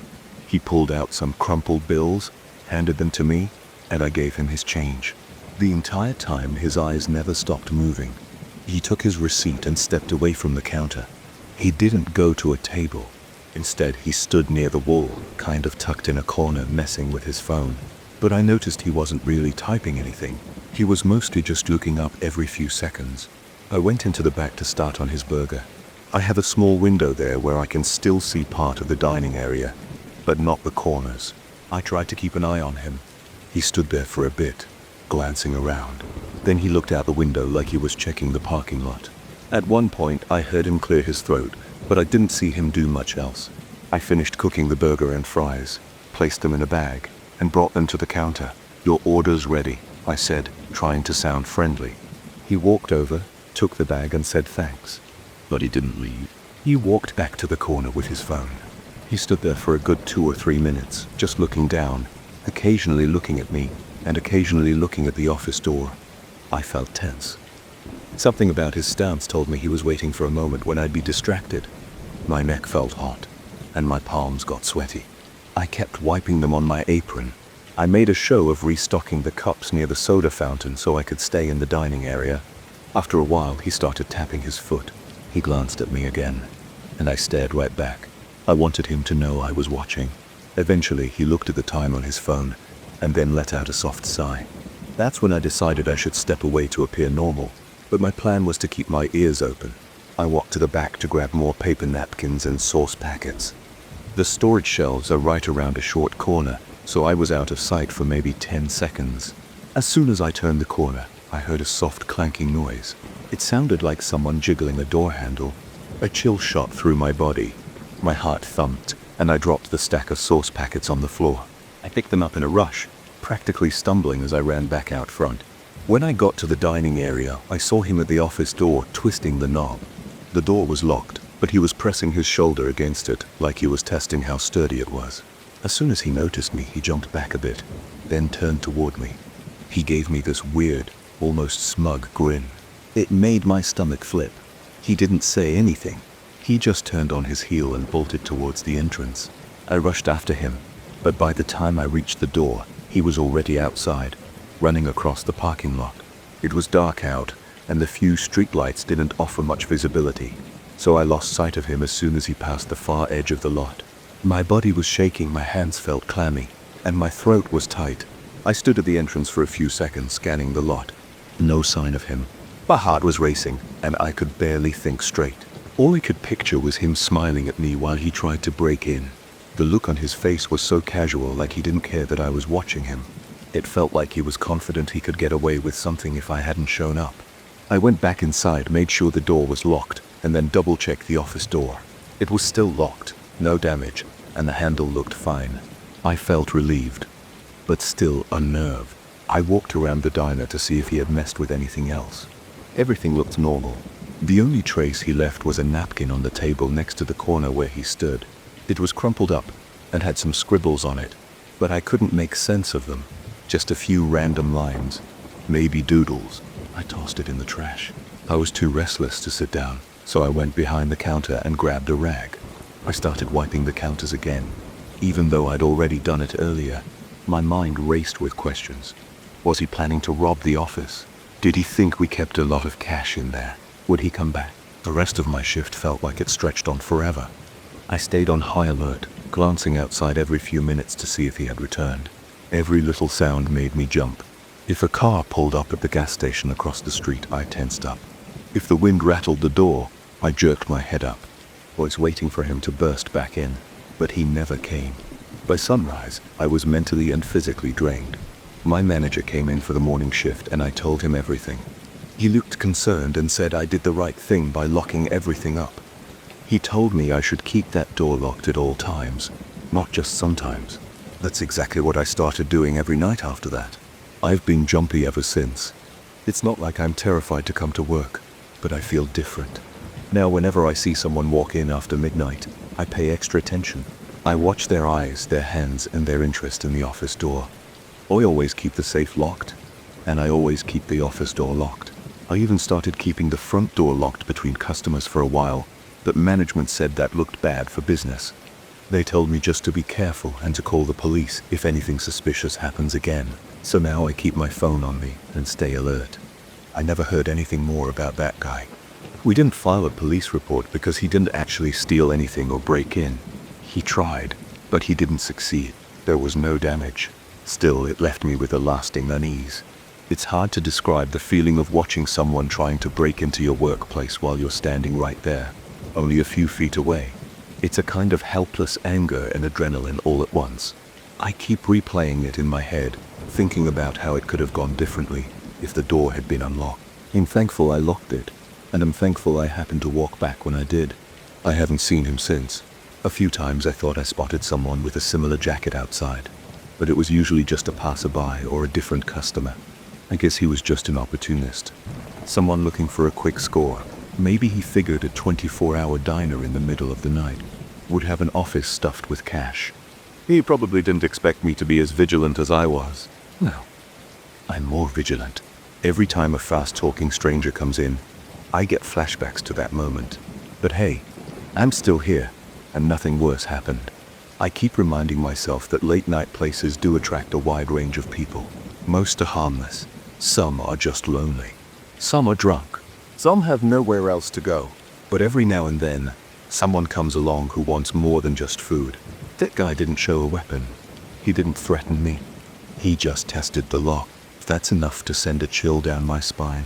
I can still see that strange grin he gave me when he realized he was caught. Since that night, I always lock the office door as soon as I start my shift, and I check it multiple times. I don't step into the back without listening carefully to what's going on in the front. If I hear any suspicious noise, I rush out to check. I'm not going to let anybody catch me off guard again. It's not like I can handle every dangerous situation on my own, but taking small precautions makes me feel a bit safer. We're not exactly in a high-crime area, but trouble can show up anywhere, especially after midnight. I haven't told many people about this incident because it's embarrassing to admit how rattled I got. But it was real, and it showed me that a quiet diner can become unsettling in the blink of an eye. I don't want to act like some paranoid security guard, but I also don't want to be stupid. People do weird things when they think no one is paying attention, and at 3 a.m. they might assume the night shift guy is half asleep or too bored to notice. I hope that guy never comes back. Not sure what I'd do if he did. Guess probably call the cops right away. Maybe I'd confront him if I had no other choice, but I'd rather not. I just want to do my job without feeling like someone's waiting for me to slip up. In the meantime, I'll keep the office door locked, and I'll keep one eye on anyone who seems a little too curious. That's the best I can do. I got on that bus route about a year ago. I had lost my old car after some mechanical issues that cost more than I could afford, so I started taking the bus to work again. At first I felt uncomfortable. I wasn't used to the noise or the awkward eye contact with strangers anymore. But I had no choice. My job was too far to walk and I wasn't looking for another job just yet. Every morning I stood at the same stop and waited. The bus often arrived late, and it was never a smooth ride. There were bumps, strong odors, and people shouting on their phones. Still, I tried to keep my head down and get through it. After a week or two, I noticed something strange. Even when the bus got crowded, there was a particular seat near the back that no one chose. People filled all the other seats first. Sometimes the driver had to tell people to move back so more riders could fit. But that seat on the left side by the window stayed empty. I remember standing in the aisle, squeezed between a group of teenagers on one side and a sleeping older guy on the other, and that empty seat just sat there. I thought it was weird but figured maybe the cushion was torn or dirty. The next day, I paid more attention. I got on earlier than usual so the bus wasn't that full. The seats in front started to fill up, and people moved further back. But as more people boarded at later stops, that one seat remained untouched. A couple of folks glanced at it. One woman even stepped closer, but she walked right past it and settled in another seat, which forced someone else to stand. I stared at the seat. It looked clean enough, no gum or spilled coffee. The cushion had a slight tear on one corner, but I saw worse damage on other seats that people still used. I started feeling curious. A few days went by, and that seat stayed empty every single time. Sometimes I'd see new riders approach it, but they paused and moved on. Older riders didn't even seem to look at it. It was like they already knew something. One morning I asked a coworker who also took that bus if he noticed. He just shrugged. "I never paid attention," he said. "Probably just a coincidence." I tried to press him, but he didn't seem interested. He put on his headphones and shut me out. It bugged me. I wasn't chasing some dramatic mystery, but it felt off. Then came the day I decided to sit there. It was a Wednesday, I remember that because I was late for a team meeting. I got on the bus, found it crowded as usual, and noticed the seat was empty again. I stood in the aisle at first, feeling the sway of the bus as it pulled away from the curb. My bag kept bumping against someone's knee. After the second stop, more people piled in, and I was pushed even further back. I glanced around and saw that seat was still open. I hesitated. I felt a weird nod in my stomach, but I told myself I was being childish. It was just a bus seat. So I sat down. The moment I planted myself on that seat, the guy in front of me turned around. He was a young man in a gray hoodie. He looked at me, made a quick face, then stood up and moved 2 rows ahead. He didn't speak. He didn't even make a noise. He just left. My skin prickled and I could feel my heart rate spike. For a second I thought maybe I smelled bad. I tried to sniff myself discreetly, but didn't notice anything unusual. Then I realized other people were staring too, not everyone, but enough that I felt singled out. An older lady 2 seats down gave me a once-over, and a man across the aisle looked straight at me before looking away, as if he didn't want to get caught. I rested my arms on my knees and stared at the floor. It felt tense, my mouth got dry. Nobody said anything, but the atmosphere felt thick. I could almost hear my own breathing. The bus was moving, but I felt trapped. My eyes darted around and noticed a few heads turned in my direction. Nobody looked friendly. My palms felt sweaty. I couldn't figure out what was happening. I thought about staying there just to prove something to myself. But as we reached the next stop, I couldn't take it anymore. I stood up, grabbed my bag and stepped into the aisle. The relief was immediate. I wasn't pinned down by those stares anymore. Once I moved to a different seat, people stopped looking at me. At least that's how it seemed. The man who had been glaring at me through the reflection in the window went back to playing on his phone, and the older lady shifted her gaze to the front of the bus. It was like I had stopped mattering the instant I left that seat. My hands were still shaking. I had an uneasy feeling in my stomach, as if I'd done something wrong. I spent the rest of the ride trying to calm down. I arrived at work feeling drained. I tried to focus on my job, but my mind kept drifting back to that weird moment. I took the same bus home that evening. I thought about checking that seat again, but the bus was packed, and I ended up near the front. I couldn't see the back corner from there. As I stepped out at my stop, I glanced over my shoulder. Sure enough, that seat was empty, even though a bunch of people were standing. A guy was leaning against the pole by the back door, rubbing his tired eyes, but he didn't even glance at it. Over the next few days, I kept paying attention. The seat was always empty. No one sat there at all, except for a couple of times when someone who was new to the route hopped on. But almost immediately, something weird happened. In one instance, I saw a man sit there, but the woman next to him got up and moved away. Then the man himself stood up a minute later and walked to the front, leaving the seat empty again. No words, no confrontation, just a quiet, tense shift. Another time, a guy in a business suit started to sit there, but he changed his mind halfway through. He put one knee on the seat, paused, then stood back up and moved across the aisle. I couldn't let this go. It was too strange. I even tried to bring it up with the bus driver one afternoon when we were stuck in traffic. I said something like, "Hey, did you notice people avoid that seat back there?" The driver gave me a quick look in the mirror and shrugged. He mumbled something about not paying attention to small stuff. He told me to stand clear of the doors, and that was it. I felt a little silly for asking. My coworker kept shrugging it off too. He said, "You're probably imagining things, or maybe the seat is uncomfortable." But he never sat there and he never admitted noticing anything. No one else wanted to talk about it. I started feeling like I was the only one who cared. I felt a creeping paranoia, wondering if there was some story behind that seat. Maybe someone had an accident there, or maybe there was some rumor going around, but nobody told me anything. It was like a silent agreement among the regular riders. Don't mention that seat and don't sit there. I tried sitting there again 2 weeks later just to see if anything had changed. This time, I did it during a less crowded ride. It was mid-afternoon on a Thursday, and the bus was only half full. I walked down the aisle and saw the seat empty. I felt my pulse quicken as I approached. My hands were clammy. My gut told me not to do it, but I made myself slide in anyway. The second I sat down, the guy across the aisle looked up from his phone. He didn't say a word, but he seemed uncomfortable. He shifted in his seat and glanced toward the front. The person 3 rows ahead leaned sideways to look back. I felt a chill on my neck. The seat itself felt normal. The cushion was firm. The window was a bit grimy, but so were all the windows. Yet my heart was pounding as if I were doing something wrong. No one moved seats this time, but the tension was palpable. I felt like I was being watched.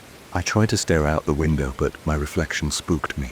My face looked pale, and my eyes darted back and forth.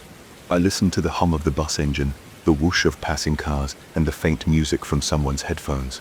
I stayed there for maybe 10 minutes. Then I stood up and moved forward. As soon as I was gone, everything felt normal again. After that, I gave up on trying to sit in that seat. I didn't want to deal with those stares or that weird vibe anymore. Still, I couldn't stop wondering about it. I considered asking random passengers, but didn't want to come off as a nutcase. People avoid small talk on buses, as it is. Bringing up a creepy seat with strangers didn't seem like a good move. I also thought about checking with transit officials or looking online. But what would I even search for? An empty bus seat that everyone avoids for no reason. It sounded ridiculous. On a couple of occasions, I saw brand new riders sit there without hesitation. There were people I'd never seen before. The reaction was the same though. Those around them would shift away or look uncomfortable. Sometimes the new rider would stay there the whole trip, looking confused by the tension, but no one ever said anything. Other times they would get up midway and then someone else would take a quick peek. Nobody regular ever sat there. It felt like an unspoken rule. I tried to watch if there was any physical reason for it. I checked for lumps in the seat, weird stains or broken springs. It looked fine. The back of the seat was worn, but so were many others on that bus. The overhead light worked normally. There was nothing special about the window either. Aside from smudges, there wasn't a smell. I pressed my hand on the cushion and felt around the edges. Nothing. One day I sat near the seat on the opposite side of the aisle to observe. I saw an older man step onto the bus, pay his fare, and shuffle down the aisle. He stopped in front of that empty seat. I watched him stare at it. Then he glanced at the people around him. He seemed hesitant. Finally, he moved on and squeezed into a seat further down next to a guy who looked annoyed. My arms broke out in goosebumps. There was this sense of isolation around that seat, like it had a bubble around it. I never found out the reason. Maybe there was some local story about it from years ago. Maybe someone had a traumatic experience in that spot. Maybe it was all in people's heads. Nobody ever explained it to me. When I tried to bring it up, people brushed me off or changed the subject. I got tired of pushing. I decided to let it be and just avoid the seat myself. Life kept moving on. I had bills to pay, errands to run, and a job that wore me out. I didn't have the energy to keep obsessing over a chair on a bus, but I never forgot the uncomfortable feeling when I sat there. That tightness in my chest, the prickling on my skin, the stiffness in my shoulders. There was a silent understanding among the regulars, or at least it seemed that way. They didn't want to talk about it, but they also didn't want to sit there. It was easier to leave it alone than to dig for answers. In the months that followed, I'd watch new people come and go. Some would sit there, then sense the weirdness. Others would avoid it without realizing why. It became part of the daily routine. The crowd files in, seats fill up, one seat remains empty. Now and then someone clueless takes it, and the same pattern happens. I've even seen that seat open up when there's no other place to sit, and people would rather stand in the aisle. It's realistic because it doesn't involve ghosts or big confrontations. It's just a small, consistent oddity that most people don't question. There's no drama beyond the immediate discomfort. No big explanation. In reality, things like this happen. People create unspoken rules or superstitions. Maybe it started with one strange incident, or maybe it's pure group psychology, but it feels real and it affects you if you notice it. That's what happened to me. Even now, whenever I ride that bus route, I see that seat sitting empty at the back on the left side. My coworker still shrugs when I bring it up. The driver never says a word. Other riders shift around it like water flowing around a rock. It just sits there.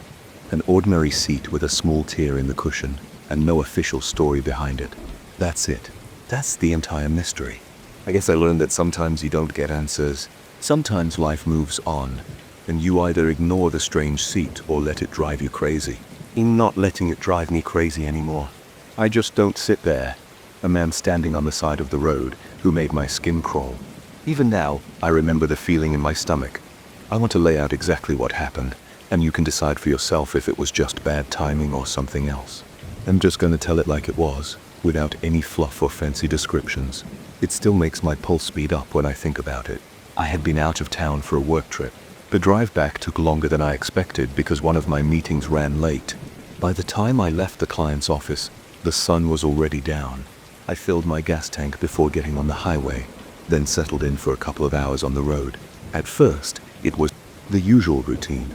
Headlights on, radio at a comfortable volume, my eyes scanning the darkness around me.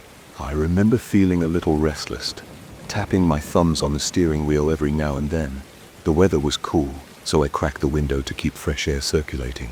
That late at night, the highway was almost empty, and I saw only a few cars heading in the opposite direction. After about an hour of driving, I reached a section of road with farmland on both sides. I could see the silhouettes of fields beyond the fences. Most of the farmhouses were dark, and it looked like everyone had gone to sleep. The road had a few bends, but was mostly straight. My headlights showed me a narrow, winding strip of asphalt with no overhead lights or any signs of civilization apart from the occasional mailbox at the end of a long dirt driveway. I felt isolated, but not scared. I'd driven on lonely roads before, and I was used to it. I kept going, focused on the road, checking my speed, making sure I wasn't drifting. After a while, though, I started to sense something off. I can't pinpoint the exact moment. Maybe it was the emptiness of that stretch. Maybe it was how the moonlight fell on the trees. I just remember feeling edgy. My hands got a bit sweaty on the wheel, and I realized I was gripping it a little too tight. I tried to shake off the tension by rolling my shoulders. I even turned up the radio volume a bit, but the static grew louder than the music.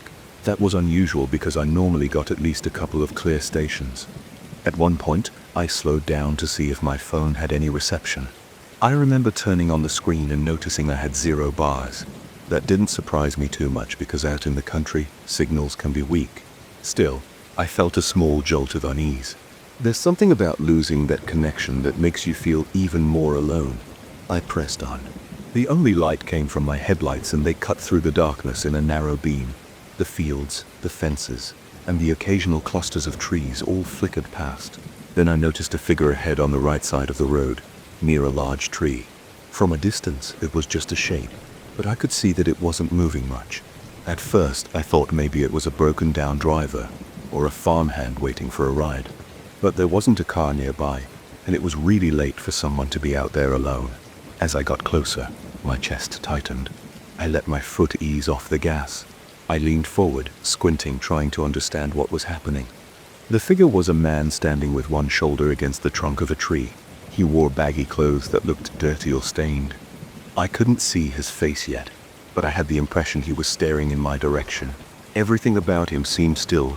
No waving arms, no attempts to get me to stop. I thought maybe he was in trouble, but in shock or disoriented. My gut told me something was wrong though. The hair on the back of my neck was standing up. My grip on the steering wheel got tighter. I slowed down even more, rolling forward at about 20 miles an hour. At that point, the man turned his head, following my car with his eyes. The brightness of the headlights caught his features. His skin looked weathered, kind of grimy, as if he'd been outside for a long time. The clothes he had on appeared to be an old jacket and maybe a pair of work pants, which seemed worn and discolored. What really unsettled me was that he didn't move his arms or raise a hand. He just stared directly at me, his expression unreadable. When my car lined up with him, he took one step closer to the road. I remember swallowing hard. The dryness in my mouth was immediate. My heart thumped so loudly that I thought he might hear it. I didn't see any sign that he needed help. He didn't raise his thumb to hitch a ride, didn't wave, didn't shout. He just took that one step, never breaking eye contact. I felt trapped by the strangeness of it. My mind raced, asking if I should stop or keep going. I worried that if I stopped, I might regret it, but part of me felt guilty at the idea of ignoring someone who might be in trouble. In the end, my fear outweighed any concern. I pressed gently on the gas, and the car began to move past him. I couldn't tear my eyes away. He was like a statue. Then, as soon as the front of my car was parallel with him, he tilted his head slightly, as if sizing me up. My chest tightened so much that I had trouble inhaling. The entire moment felt thick and heavy, like time had slowed down. Yet everything happened in just a few seconds. I continued forward, and my car passed him completely. I glanced in the rearview mirror right away. My heart was pounding. The headlights illuminated the tree trunk, the grass by the roadside, and a small stretch of fence. The man was gone. That's what made me shudder. One moment he was there. The next moment, the spot looked empty. I craned my neck trying to catch any movement behind me, but I saw nothing except the faint outline of the tree. A wave of goosebumps spread across my arms. I took a few shaky breaths. My mind tried to explain it logically. Maybe he stepped out of sight, or maybe I just missed him in the darkness. But the abruptness of it all, 1 second there, then gone, felt almost impossible. At the same time, I knew there was no proof of anything beyond that strangeness. It didn't mean he vanished, but it sure felt that way. I kept driving, pressing the gas pedal a bit more aggressively than normal. My eyes kept flicking back to the rearview mirror, even though I wasn't sure what I expected to see. My palms were slippery on the steering wheel. I wiped one hand on my pants, switched hands, then did the same with the other. My breathing was fast, and my pulse throbbed in my ears. I forced myself to slow my breathing by counting in my head. The road continued through more fields and patches of trees. I passed a rusted barn, then a cluster of small sheds near a driveway. All of them were dark and quiet. The tension in my chest wouldn't go away. I turned on the cabin light for a second just to feel less alone. After a few seconds, I turned it off again because it made it harder to see outside. I kept thinking about what I'd just seen. The man had been standing there, his clothes looking like they'd been dragged through the dirt, and his eyes had felt so intense. I tried to rationalize it. Maybe he was just a drifter or someone who got lost. But why stare like that? Why step forward as though he wanted to stop me but not make a signal for help? I had no answers. About 10 minutes later, I came upon a small gas station.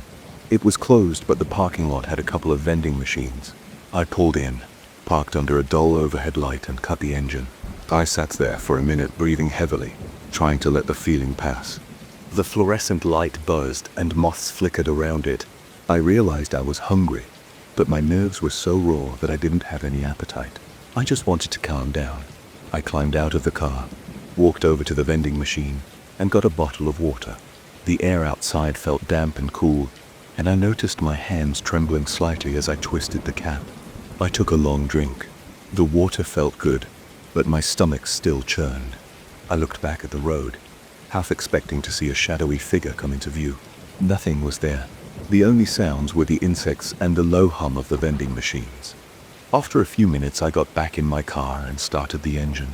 I took off down the highway again, determined to put more distance between me and that stretch of road. I tried to find a radio station with some talk program or music, anything to keep my mind focused on normal stuff. The static was strong, but eventually I found a weak signal carrying some old rock songs. The rest of the drive was tense, but I didn't see anyone else on the roadside. Every time I rounded a bend, I caught myself bracing for a figure to appear. It didn't happen though. Eventually the farmland gave way to a few scattered houses and a small intersection with a blinking traffic light. When I reached that intersection, I felt a rush of relief. My body loosened up a bit, and I realized how stiff my shoulders had been. I made it home around midnight. The first thing I did was lock my car and check the windows in my house. I'm not usually so paranoid, but that night I felt the need to be sure. Once inside, I kicked off my shoes, dropped my luggage, and headed straight to the bathroom to wash my face. The cold water on my skin helped me feel more grounded. I caught my own reflection in the mirror, and I saw that I looked rattled. My eyes were wide, my face a little pale. I didn't sleep well that night. I kept picturing the man stepping out toward my car, his eyes steady on me. I jerked awake every few hours. My heart was racing. The next day, I got up early, made some coffee, and tried to put it out of my mind. I figured it was just one of those weird experiences on the road. Maybe I should have called the local sheriff's office to report a suspicious person, but I didn't have a license plate or anything to give them, and he hadn't exactly committed a crime. He was just there, and then he wasn't. In the weeks that followed, I avoided that route at night. If I had to travel for work, I picked a different road, even if it was longer. But eventually, circumstances forced me to drive that stretch again. This time I left earlier in the afternoon, so I'd still have some daylight when I passed by. The entire drive, I was on edge. My stomach was tight, and my hands wouldn't relax on the wheel. By the time I came near the spot, the sun was dipping behind the horizon, but there was still enough light to see the tree. I slowed down and glanced to the right side of the road. No one was there. The tree looked ordinary. The fence was there, the same farmland beyond it. The place looked empty. Still, my heart pounded. I felt a layer of sweat on my forehead, even though the temperature was mild. My legs tensed, and my foot hovered on the gas pedal, prepared to speed up if I caught a glimpse of anything unusual. Nothing happened. I passed the spot, kept my speed, and eventually let out a breath I didn't realize I'd been holding. I've gone by that spot several more times since then. I've never seen the man again, but every single time, my pulse quickens, and I feel a cold sensation in my gut. It's not logical, but my mind drags me back to that night.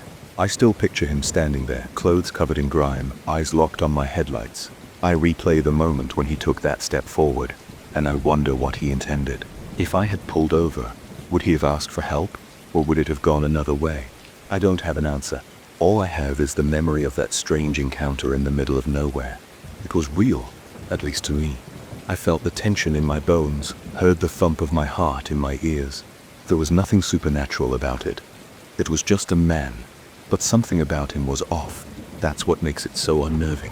It was a normal road, a normal night, and yet I still get chills when I think about it. My hands get damp when I remember how he looked at me. People sometimes ask me why I get edgy on rural roads. I don't share this story often, because it sounds like nothing happened, but that's exactly what makes it stick with me. It was just a person standing by a tree at night. Yet it made me feel like I was in serious danger. I try not to dwell on it. Still, I keep my guard up whenever I pass through that area. If I see anyone standing on the roadside, I slow down enough to get a better look, but I rarely stop. Maybe that's selfish, but I'd rather not find out the hard way if my instincts were right that night. That's basically it. There's no dramatic ending. I got home safe, and I never discovered who he was or what he wanted. I only know that his eyes seemed to cut right through the darkness and lock on me. The fear I felt was pure and immediate. That feeling hasn't faded. Even now, if I close my eyes and picture that spot on the highway, I can almost feel my heart rate picking up again. Maybe it was just a random guy, or maybe something else was going on. You'll never really know, but that's why it feels so real, so vivid. There were no flashing lights or otherworldly signs, just a man by the road. That was all it took to shake me up more than I'd like to admit. I never thought a few words on a wall could shake me, but I was wrong. The day I first stepped into that basement studio, I felt certain I'd found a hidden gem. It was quiet down there with thick walls and floors that blocked out the city noise. I wanted a space to practice and record. It seemed perfect. Then I found those messages and everything changed. I'm going to walk you through what happened, step by step, the way I remember it. I'm not adding any fancy touches or deep insights. I'll just tell you what I did, what I saw, and how I felt in the moment. I discovered this place through an online ad. It showed a few photos of a cramped but serviceable room with exposed pipes in the ceiling and foam panels on some of the walls. The ad mentioned good acoustics, cheap rent, and no neighbors to complain about noise. I had a small home studio before, but my neighbors always got annoyed if I recorded late. So, a basement with actual insulation sounded perfect. I emailed the building manager and we arranged a time to check it out. When I first saw the building, it looked a bit run down. The lobby was plain, with dull tile floors and fluorescent lights. The manager, an older guy wearing a faded polo shirt, led me to the back of the lobby, then down a flight of concrete stairs. The smell changed at the bottom. It was damp, sort of musty, but not too strong. The hallway had a few doors on the left, all closed, and pipes ran along the ceiling. We stopped at the last door. Inside, it wasn't pretty, but it had enough space for my gear. Foam panels on the wall, with small tiers, and a few cables lying in a corner. There was a single overhead light fixture with a flickering fluorescent tube. The manager said I could replace it if I wanted. I tapped my foot on the floor. Solid concrete. Sound wouldn't travel far. This was exactly what I needed. I signed the rental papers a few days later.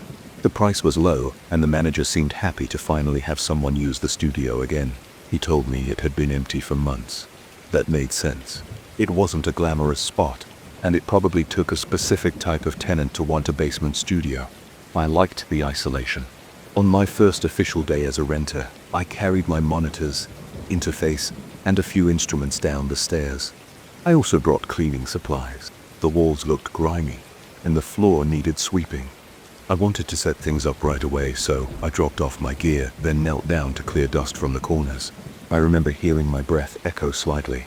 It was a small space, but the reverb was noticeable. I liked that. It felt like a real studio environment. I was wiping the wall near the door when I saw the words. They were in thin black marker off to the side, about knee-high. Have you heard his voice? At first I thought it was just some leftover graffiti. I squinted at it and noticed the letters were shaky, like someone wrote them in a hurry. It looked more like a question than a random phrase. I shrugged it off. I'd seen weirder stuff in rehearsal spaces. People love writing nonsense on walls. It didn't creep me out yet. It just felt weirdly specific. But I focused on cleaning. After a few hours, I got most of the dust out. I set up my monitors on a sturdy table. I brought and plugged them in. I placed my mic stand in a corner and laid some cables. I tested everything. The place had decent acoustics, just like the ad said. The overhead lights still flickered occasionally. I tried tapping the fixture, but it didn't help. I thought maybe I'd replace it eventually or bring in a lamp. I spent the next few days hauling more instruments. By the end of the week, I had everything. A keyboard, a couple of guitars, a small drum machine, plus some chairs. The environment was quiet except for the soft hum of a ventilation pipe. The caretaker, not the manager, but a younger guy in overalls, passed by a couple of times. He was usually mopping the hallway or checking the pipes. He barely spoke, just nodding at me. Then came the night I stayed late to do a test recording. The building was mostly empty after 7 p.m. I got there around 6 p.m., set up my mic and started playing around with some loops. I didn't notice anything odd for about an hour. I recorded a simple guitar piece, then tested some vocal lines. I paused to listen back through my headphones, and that's when I realized how silent the corridor had become. That wasn't unusual, but the silence felt heavy. By around 8:30 p.m., I began wrapping up. I walked towards the wall with the lights, turning them off one by one. The overhead flickered and hummed. I flicked the switch and the room dimmed, leaving a soft glow from the hallway bulb. As I went to unplug my equipment, I noticed something on the floor near my desk. I knelt down. In red marker, the words "He saw you" were written. They were about the same size as the black writing on the wall. My first reaction was confusion, then a sudden spike of panic. My chest tightened and my heart pounded. I looked around, but I was alone. I picked up a nearby rag and some spray cleaner, trying to wipe it away. The red markers smeared a little, but didn't come off completely. My hand shook, and I felt a sense of being watched, like I wasn't alone in that basement. I rubbed harder, but the mark wouldn't fully disappear. I grabbed my phone and used its flashlight to scan the rest of the floor. I didn't see any other messages. I checked the corners, under my table, behind my equipment. Nothing else was there. I didn't hear footsteps or voices. The caretaker hadn't come in that entire time as far as I knew. I felt my pulse racing. I was breathing fast, and my palms were sweaty. I decided to get out of there. I shut off the rest of the lights, locked the door, and hurried up the stairs. I didn't see anyone in the hallway or the lobby. The building seemed deserted. That night I slept poorly. I tried telling myself it was just some leftover graffiti, but I couldn't shake the thought that it looked fresh, like someone had done it recently. The next morning I went back earlier than usual. I found the caretaker in the hallway checking the fuse box. I asked him if anyone else had a key to my studio. He said no. I asked if he'd seen anyone go in or out. He said no. He told me the studio hadn't been rented for months before me, and he never saw visitors around. The caretaker looked puzzled when I mentioned the writing. He just shrugged and said he hadn't seen or heard anything. I tried scrubbing the messages again. The black text on the wall faded slightly, but the words were still visible. The red marker on the floor looked stubborn, like it had stained the concrete. I got down on my knees, used a tougher sponge, but it only blurred the edges of the letters. The shape remained. He saw you. I felt uneasy the entire time. Every sound in the hallway made me jump. My mind started wandering. Who was he? Why would someone write that? For the next few days, I kept busy with my music. I tried to ignore those marks, but they were always in the corner of my eye. Sometimes I moved my equipment so I wouldn't have to look at the writing on the floor. Other times I taped a piece of cardboard over the words on the wall, but I knew they were still there. The caretaker's reassurance didn't do much for me. I kept thinking someone had a key or someone was slipping in whenever I took a break. One afternoon, I decided to talk to the building manager again. I went upstairs and found him in the small office by the lobby. I told him about the writing. He seemed surprised, but calm. He said the last tenant was a musician as well, but that guy left months ago.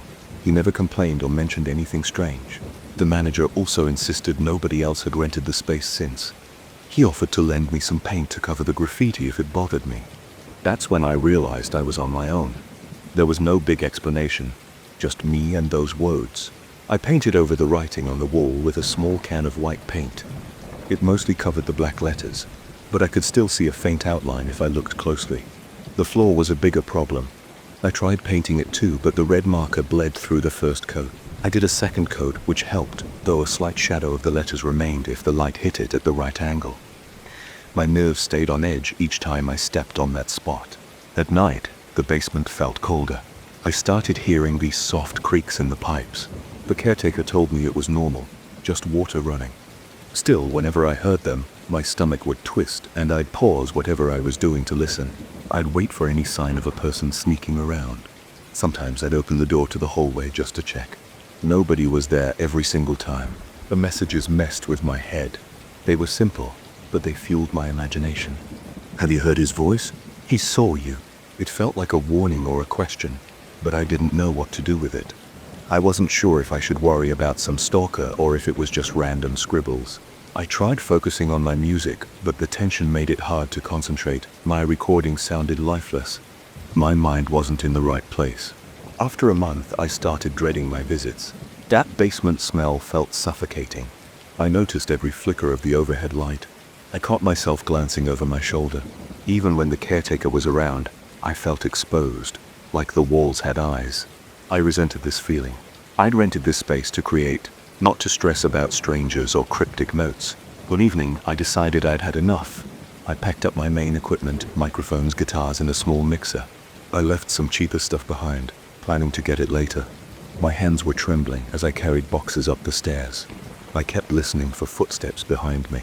My scalp tingled every time I heard the echo of my own steps.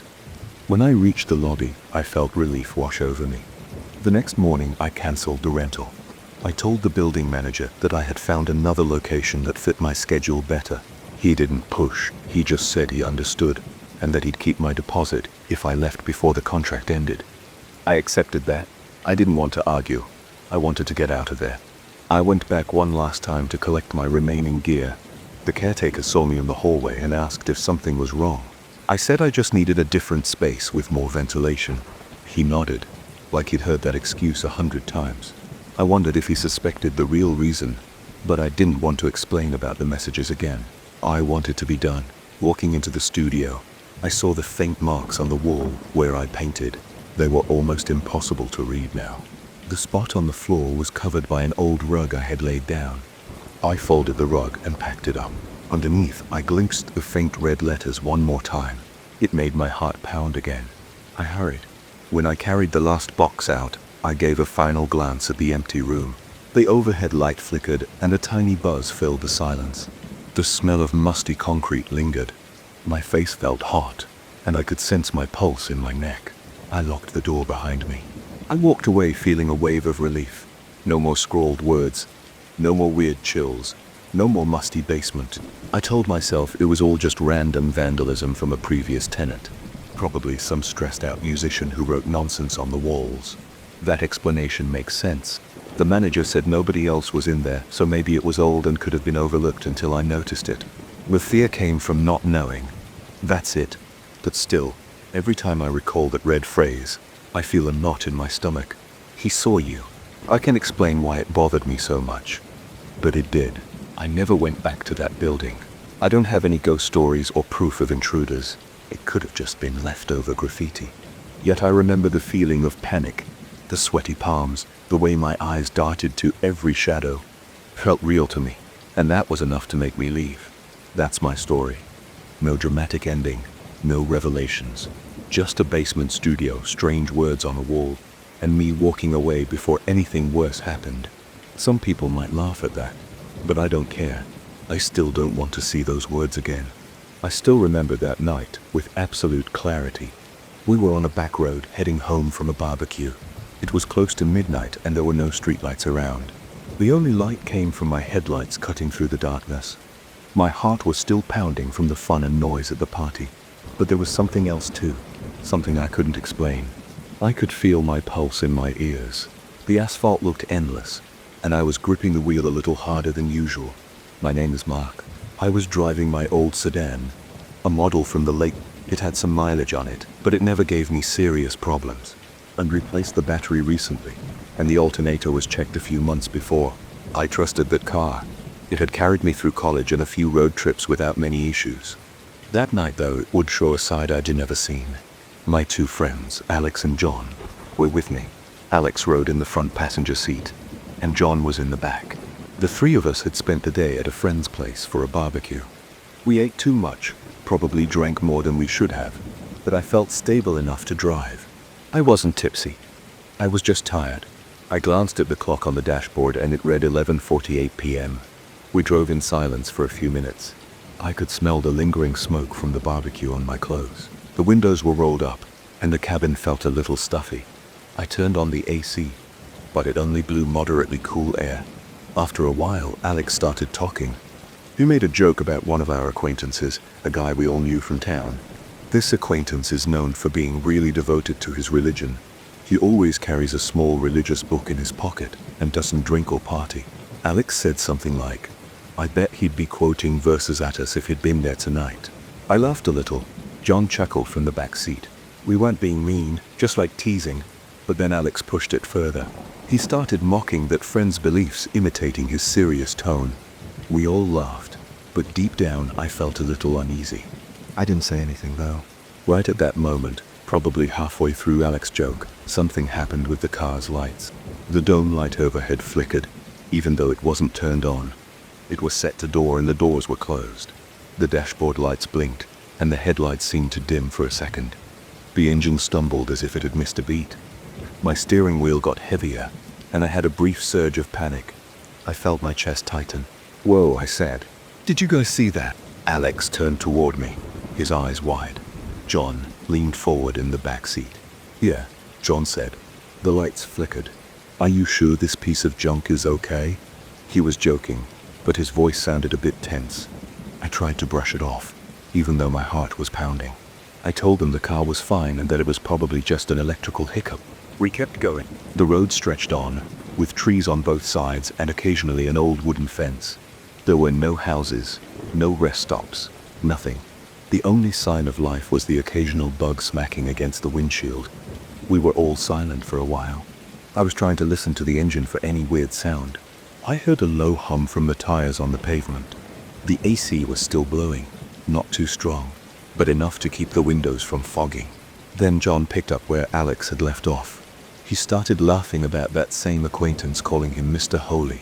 He said, "I'd probably faint if I saw all the beer we had." I snorted at that. I guess I was in that post-buzz mood where everything felt funnier than it should.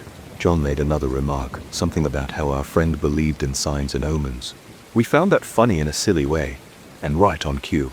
As soon as John said the word omen, the dashboard lights blinked again. This time the radio display went black for a second. The AC fan weakened. The headlights dimmed so much that the road ahead almost disappeared. It lasted maybe a second, but it felt like a lot longer. My stomach lurched. My foot twitched on the gas pedal. I remember feeling a cold sensation run up the back of my neck. Alex gripped the armrest, and John stopped talking. I said, "This is too weird." My voice cracked. I tried to sound calm, but I was definitely rattled. Part of me thought we should pull over, but there was nowhere safe to stop. No shoulder, no lights, not even a gas station in sight. The road was narrow and the trees were close on both sides. I decided to keep driving until we found a better spot. We went quiet again. We could hear the steady hum of the engine. I noticed every little sound, the slight squeak whenever I pressed the accelerator, the clicking noise from the AC vents. My heart was beating faster than normal. I kept thinking about that second flicker. It hadn't been a small glitch. It felt like the entire electrical system had dipped. But then the car kept running. I glanced at Alex. He was staring out the window, tapping his foot. John was leaning back, arms crossed. No one said anything. We must have gone on like that for 10 minutes. I kept my eyes on the road, but my mind was stuck on those flickers. I wondered if I'd have to call for a tow truck. The idea of being stranded in the middle of nowhere that close to midnight made me even more anxious. Eventually, Alex broke the silence. "This is messed up," he said. "It happened both times we made those jokes." I shrugged. I tried to say something like, "It's just a coincidence," but I didn't sound convincing. John mumbled from the back, "Yeah man, that is odd." He sounded a little shaky, as if he was trying to act tough, but couldn't hide the nerves. Alex pushed it again. "God must be punishing us," he said with a nervous laugh. I think he was trying to lighten the mood, but his tone sounded forced. The moment he finished his sentence, the car had the worst flicker yet. The headlights dimmed so much that I thought we lost them. The engine sputtered like it was going to stall. The speedometer needle dropped for a second. The entire cabin went dark except for a faint glow from the hazard light button. I gripped the wheel with both hands. My arms felt tight. My eyes were wide, searching the darkness for any sign of the road. In my head, I shouted at the car, "Don't die now." My heart pounded against my ribcage, and I felt sweat forming on my forehead. It was hot in the car, even though the AC was on. Alex cursed under his breath, and John yelled, "What the hell?" After a second or two, everything came back. The dashboard lit up, the engine caught its rhythm again, and the headlights returned to normal. I could feel my breath coming in short bursts. I tried to force myself to calm down. I reached for a bottle of water that was in the cup holder, took a long swig, and my hand was trembling. "That's it," I said, trying to keep my voice steady. "No more jokes about that stuff." Alex and John were quiet. I think we all agreed without saying it out loud. The car was obviously having some sort of electrical meltdown, but the timing was too perfect. Each time we said something about our friends' beliefs or joked around like that, the car responded. It didn't make sense to me. Part of me wanted to think it was just a short circuit, but another part of me felt uneasy. We drove on. Nobody said a word about our friend or religion or anything like that. After a few minutes, I started noticing that the lights were stable again. The engine sounded smooth, the dashboard was bright, and nothing was flickering. The tension in my neck eased a bit. I relaxed my shoulders and took a deep breath. I kept thinking that maybe it's fixed now. Maybe it was just a loose wire or something that settled. 10 more minutes passed without any issues. We saw a small sign pointing toward the main highway. Finally, we reached an intersection with a few lights. That felt like a relief. We turned onto the main road and I felt safer. There were a couple of other cars around and the streetlights made everything feel normal again. I relaxed, and I think Alex and John did too. We started talking about random stuff, but we avoided the topic of religion or our acquaintance. We stuck to safe subjects like sports and how we missed the last big game. When we arrived in town, I dropped John off first. He lived near a quiet block with old houses. I waited until he got in his front door. Then I drove Alex to his place. On the way to Alex's house, we barely spoke. I think we were both replaying the drive in our minds. I remember looking at him and seeing the tension in his jaw. He offered me money for gas, and I waved it off, telling him not to worry. I was still rattled. After I dropped him off, I went home, parked my car, and sat there for a minute before going inside. I was sweaty, and my heart was still beating hard. I locked the doors, feeling unsure. The next morning, I got up early. I felt like I needed to figure out what happened. I took my car to a local mechanic, a guy named Rick I've known for years. I explained the symptoms: the dashboard lights flickering, the headlights dimming, the engine nearly stalling. I told him the battery and alternator were fairly new. He popped the hood and checked the cables, tested the electrical system, ran a diagnostic. After an hour, he said he couldn't find any issues. Everything looked fine. No error codes, no loose wires, no weird voltage drops. He shrugged and said it could have been a one-time glitch. That answer didn't satisfy me, but I had to accept it. I drove the car around town that day, trying to make it flicker again. I turned on all the lights, blasted the air conditioning, played music loud. Nothing happened. It ran perfectly. I called Alex and John later. They both asked if I'd found any problem. I told them no. We ended up joking about it, but we avoided talking about the religious angle. It just felt strange to bring it up, like we didn't want to tempt fate again. To this day, the car hasn't repeated that exact malfunction. It's been years, and I still can't explain it. I've changed a few parts since then. The spark plugs, a belt, some filters, but never fixed any wiring problem because no one ever found one. Whenever I mention it to people, they say it sounds like an electrical short or maybe a problem with the ignition system. But nobody can explain why it lined up with our jokes the way it did.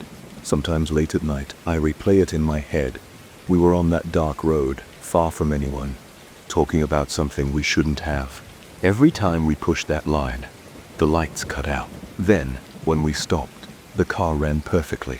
It could have been a weird coincidence or a random electrical glitch, triggered by vibrations whenever we spoke too loud. But it was consistent enough to freak us out. Why is it realistic? Because every part of it could be a mechanical issue. Cars have odd problems sometimes. Wiring can fail, and connections can be loose. It might have been a small short that got jostled when we talked, or moved around in our seats. There was no ghost, no shadowy figure, no final explosion. Nobody died, but that coincidence made it feel like something wanted us to stop talking. Even after all these years, I still don't have a better explanation.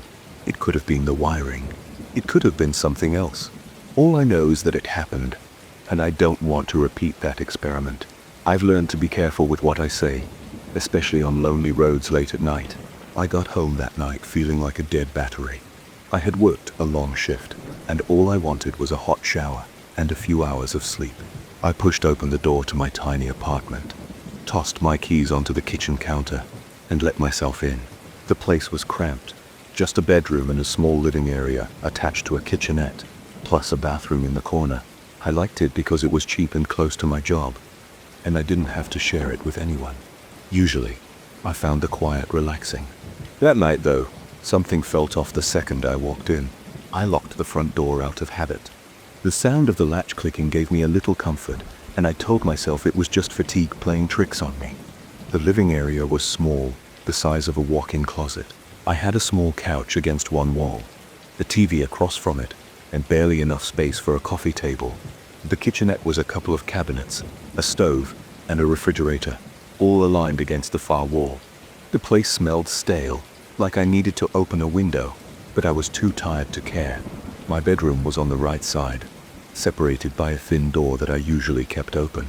The bathroom was a tiny space on the other side, with a narrow stall shower, a toilet, and a small sink. Then I tossed my jacket onto the couch, kicked off my shoes and trudged straight into the bathroom.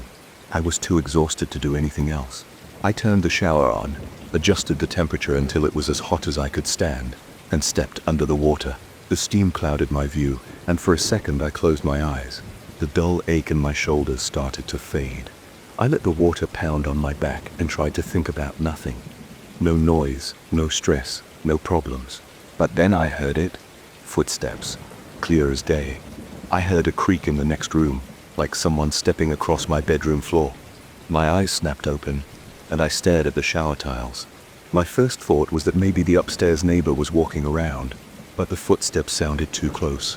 It felt like they were only a few feet away, right in my bedroom. I reached for the faucet and turned the water off, leaving myself in total silence. Drips of water fell from my hair to the shower floor. I listened, trying not to make a sound. Then I heard another soft creak, like weight on an old floorboard. I swallowed. My throat suddenly felt dry, and my heart kicked into a higher gear. I grabbed my towel, wrapped it around my waist, and took a step toward the bathroom door. I hesitated. My hands were shaking, and I realized I was standing there in a tiny bathroom with only a locked wooden door between me and whoever might be out there. I flipped the lock on the bathroom door. My pulse pounded in my ears. "Hello?" I called out. My voice sounded weak. I cleared my throat and tried again, a little louder. "Is someone there?" Silence. I pressed my ear against the door, but all I could hear was my own breathing. My hair dripped water onto the floor. After maybe half a minute, I decided to open the door. I wasn't armed and I didn't even have pants on, but I figured if there was a person inside, better to face it right away. The waiting was worse for my nerves. I turned the lock, twisted the knob, and opened the door a crack. I peeked into my bedroom. My lamp was off, and the room was dim, except for the faint glow coming from the hallway light. I stuck my head out and scanned the room. My bed was unmade, the covers in a heap. My closet door was partly open, but that was normal because it never latched properly.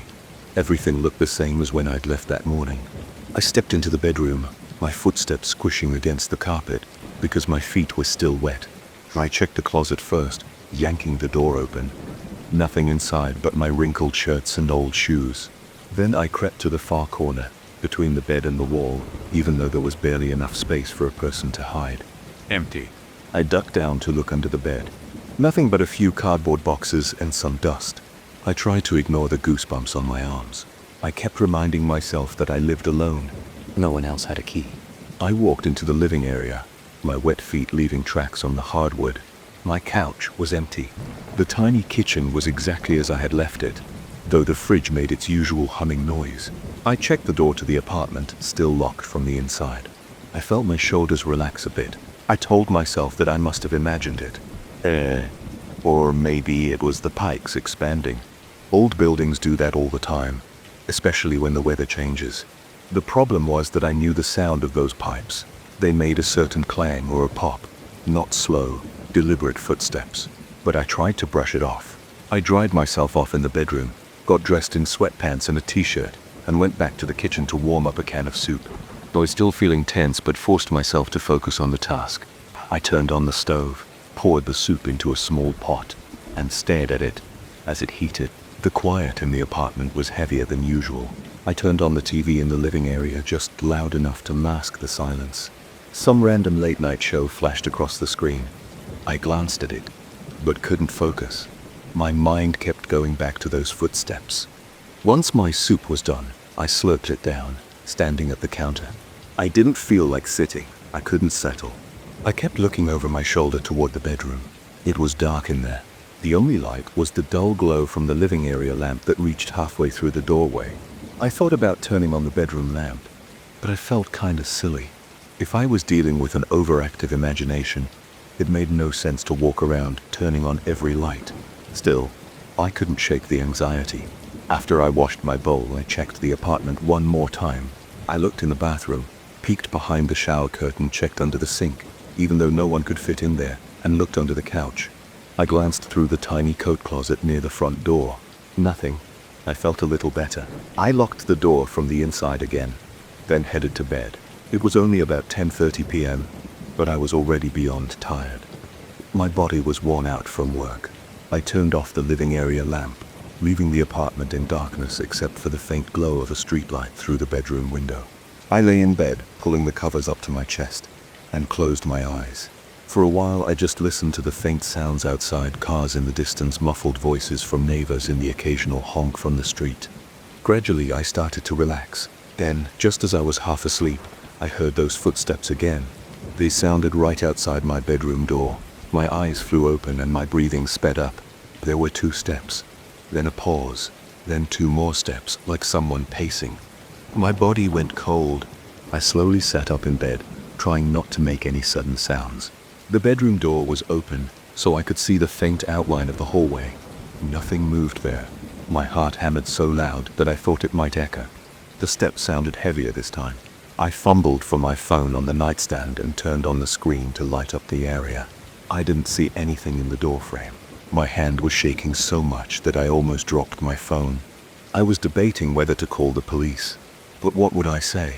I hear footsteps, but there's nobody here. They'd come and look around. Probably find nothing.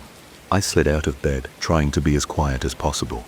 My bare feet touched the cold floor. I gripped my phone and inched toward the open bedroom door. My knees felt weak. I peeked into the hallway. It was dark, and I could just barely make out the shapes of furniture in the living area.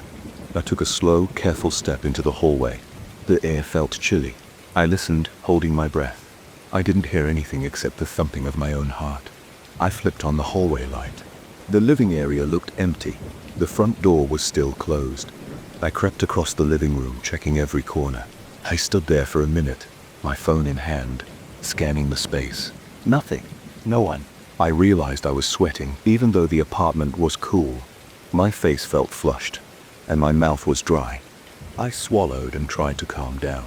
I walked to the door, opened it quickly, expecting to see someone in the hallway outside. No one was there. The corridor was empty, the lights dim. I stuck my head out and looked both ways. Silence. I closed the door again, locked it, and did the stupid routine of checking behind the couch, inside the bathroom, the closet, under the bed. Everything was empty. When I finally crawled back into bed, it was close to midnight. I switched off the bedroom lamp, stared at the ceiling and waited. My entire body felt tense like a coiled spring. Every time a pipe hissed or the fridge clicked, I flinched. I caught myself breathing fast, so I forced myself to take slow breaths. My head was spinning with thoughts. Did I lock the window? Could someone have snuck in earlier that day? Was I losing my mind from exhaustion? I lay there for hours, unable to sleep. Every time I started to drift off, I jerked awake, thinking I heard a creak or a soft thud. It didn't help that the building sometimes made random noises. It was old, and the walls were thin. I was on the 2nd floor, so I could hear the guy above me. Sometimes.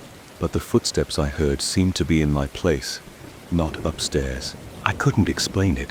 Around 3 in the morning I got up, put on some slippers and paced around the apartment. I flipped on the living room light, turned on the TV, and watched the first random show that popped up. Some infomercial about kitchen gadgets. I stared at it without really taking it in.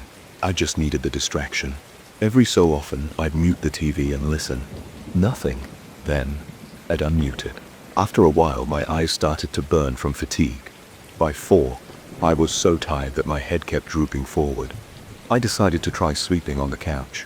I grabbed a thin blanket from the bed, then lay down on the couch, leaving the living room lamp on. I faced the doorway to the bedroom, keeping it in my line of sight. The hallway was still illuminated, so if anything moved in there, I hoped I'd see it. I shut my eyes and tried to relax. My back started to ache from the couch, but I was too worn out to care. I might have dozed off for 20 minutes or so, but around 4:30 I heard what sounded like a soft step in the bedroom again. My eyes snapped open. The TV was still on, with the volume low. The hallway light cast a faint glow on the bedroom door. I didn't see any movement, but the hair on the back of my neck stood up. My eyes began to tear up from stress. My heart thudded inside my chest. I stayed completely still on the couch, gripping the blanket with one hand and my phone with the other. I lay there not moving for at least 10 minutes. No more sounds. Eventually, I worked up the nerve to stand and check the bedroom again. It was exactly as before. Empty. The covers were messy on the bed, and I could smell my own sweat on the pillows. I scanned every corner, shook out the curtains, and opened the closet, practically sticking my head inside. Nothing. I spent the rest of the night on the couch with the TV on and the lights on. I didn't hear any more footsteps. Or if I did, maybe I tuned them out. By morning, I was a wreck. My eyes were bloodshot, and my neck felt stiff. I paced around checking everything again, but it was all normal. No signs of a break-in, no random items moved, no footprints on the floor, just my own footprints from earlier. It was one of those experiences that made my mind go in circles. Maybe it was the pipes, or maybe the upstairs neighbor was walking around in a pattern that tricked my ear. Maybe the floors were expanding with temperature changes. There was no proof of anything else. But I couldn't shake the feeling that those footsteps were in my bedroom, not upstairs. I had no reason to believe in anything supernatural, but I couldn't explain it either. That's why it felt real. I was there, I heard it, and I couldn't find any other explanation. I had no visitors that night and no roommates, yet I heard those steps more than once. In the end, I chalked it up to building noises or some coincidence, but I'll never forget how my heart pounded when I heard someone walking in my bedroom. I've had bad nights of sleep before, but that night was in a league of its own. It felt like I was living in someone else's space, or they were living in mine, and I just couldn't see them. Even now, I still think about it sometimes, especially when I come home late and the apartment is dark and quiet. I guess you never really know all the sounds an old building can make. Or maybe you do, and you try to ignore them. But that night, there was no ignoring anything. It was there just a few feet away, and it left me wide awake until the sun came up. I drove into that region expecting a quiet trip and a few eerie photos. I never thought I'd end up alone in the darkness, listening to a whistle that felt like it was wrapped around my bones. I'm an amateur photographer who chases rumors of ghosts and odd events in my spare time. Usually I find drafty old houses or odd lights. This time was different. The land was empty, the sky was huge, and the air felt like it was holding its breath. That first night, when I heard the whistle outside my tent, I realized I was somewhere that didn't follow normal rules. I arrived in the afternoon on a dusty road that seemed to stretch on forever. Large fields, pale green and dotted with small rocks, spread out on both sides. There were no neighbors, no farms, no animals, just wind through the tall grass. The only signs of life I noticed were a few brown shrubs, maybe a hawk or two circling overhead. The sun sat high and the heat came off the earth in waves. I felt sweat gathering on my neck, even with the car window down. I kept driving, looking for a good spot to set up camp. My goal was simple. I wanted to photograph any sign of the rumored spirit that was said to whistle at night. Locals in the closest town had warned me. They said the whistle drew people away from safety, or sometimes mocked them. But they didn't have details. They just shrugged and shook their heads when I pressed for more information. They told me no one ever stayed out there for too long. I thought it sounded like an old story, repeated for a tourist's benefit, so I tried to act casual about it. Inside, I was excited. I found a small clearing near a group of weathered boulders. Those rocks looked like they had been there forever, shaped by harsh winds that never seemed to stop. I parked my car close to them and pitched my tent in the shade. The wind picked up a bit, making the tall grass roll like a slow wave. The car radio wouldn't tune to any stations. I tried my phone, but there was no signal. I decided to accept the isolation. The first day passed calmly. I walked around with my camera, taking pictures of the landscape. Nothing unusual happened. The sun was bright, and the heat made the horizon shimmer. I looked for signs of footprints or older campsites, but I saw only scattered rocks, some broken branches, and endless grass. By late afternoon, the wind started to cool.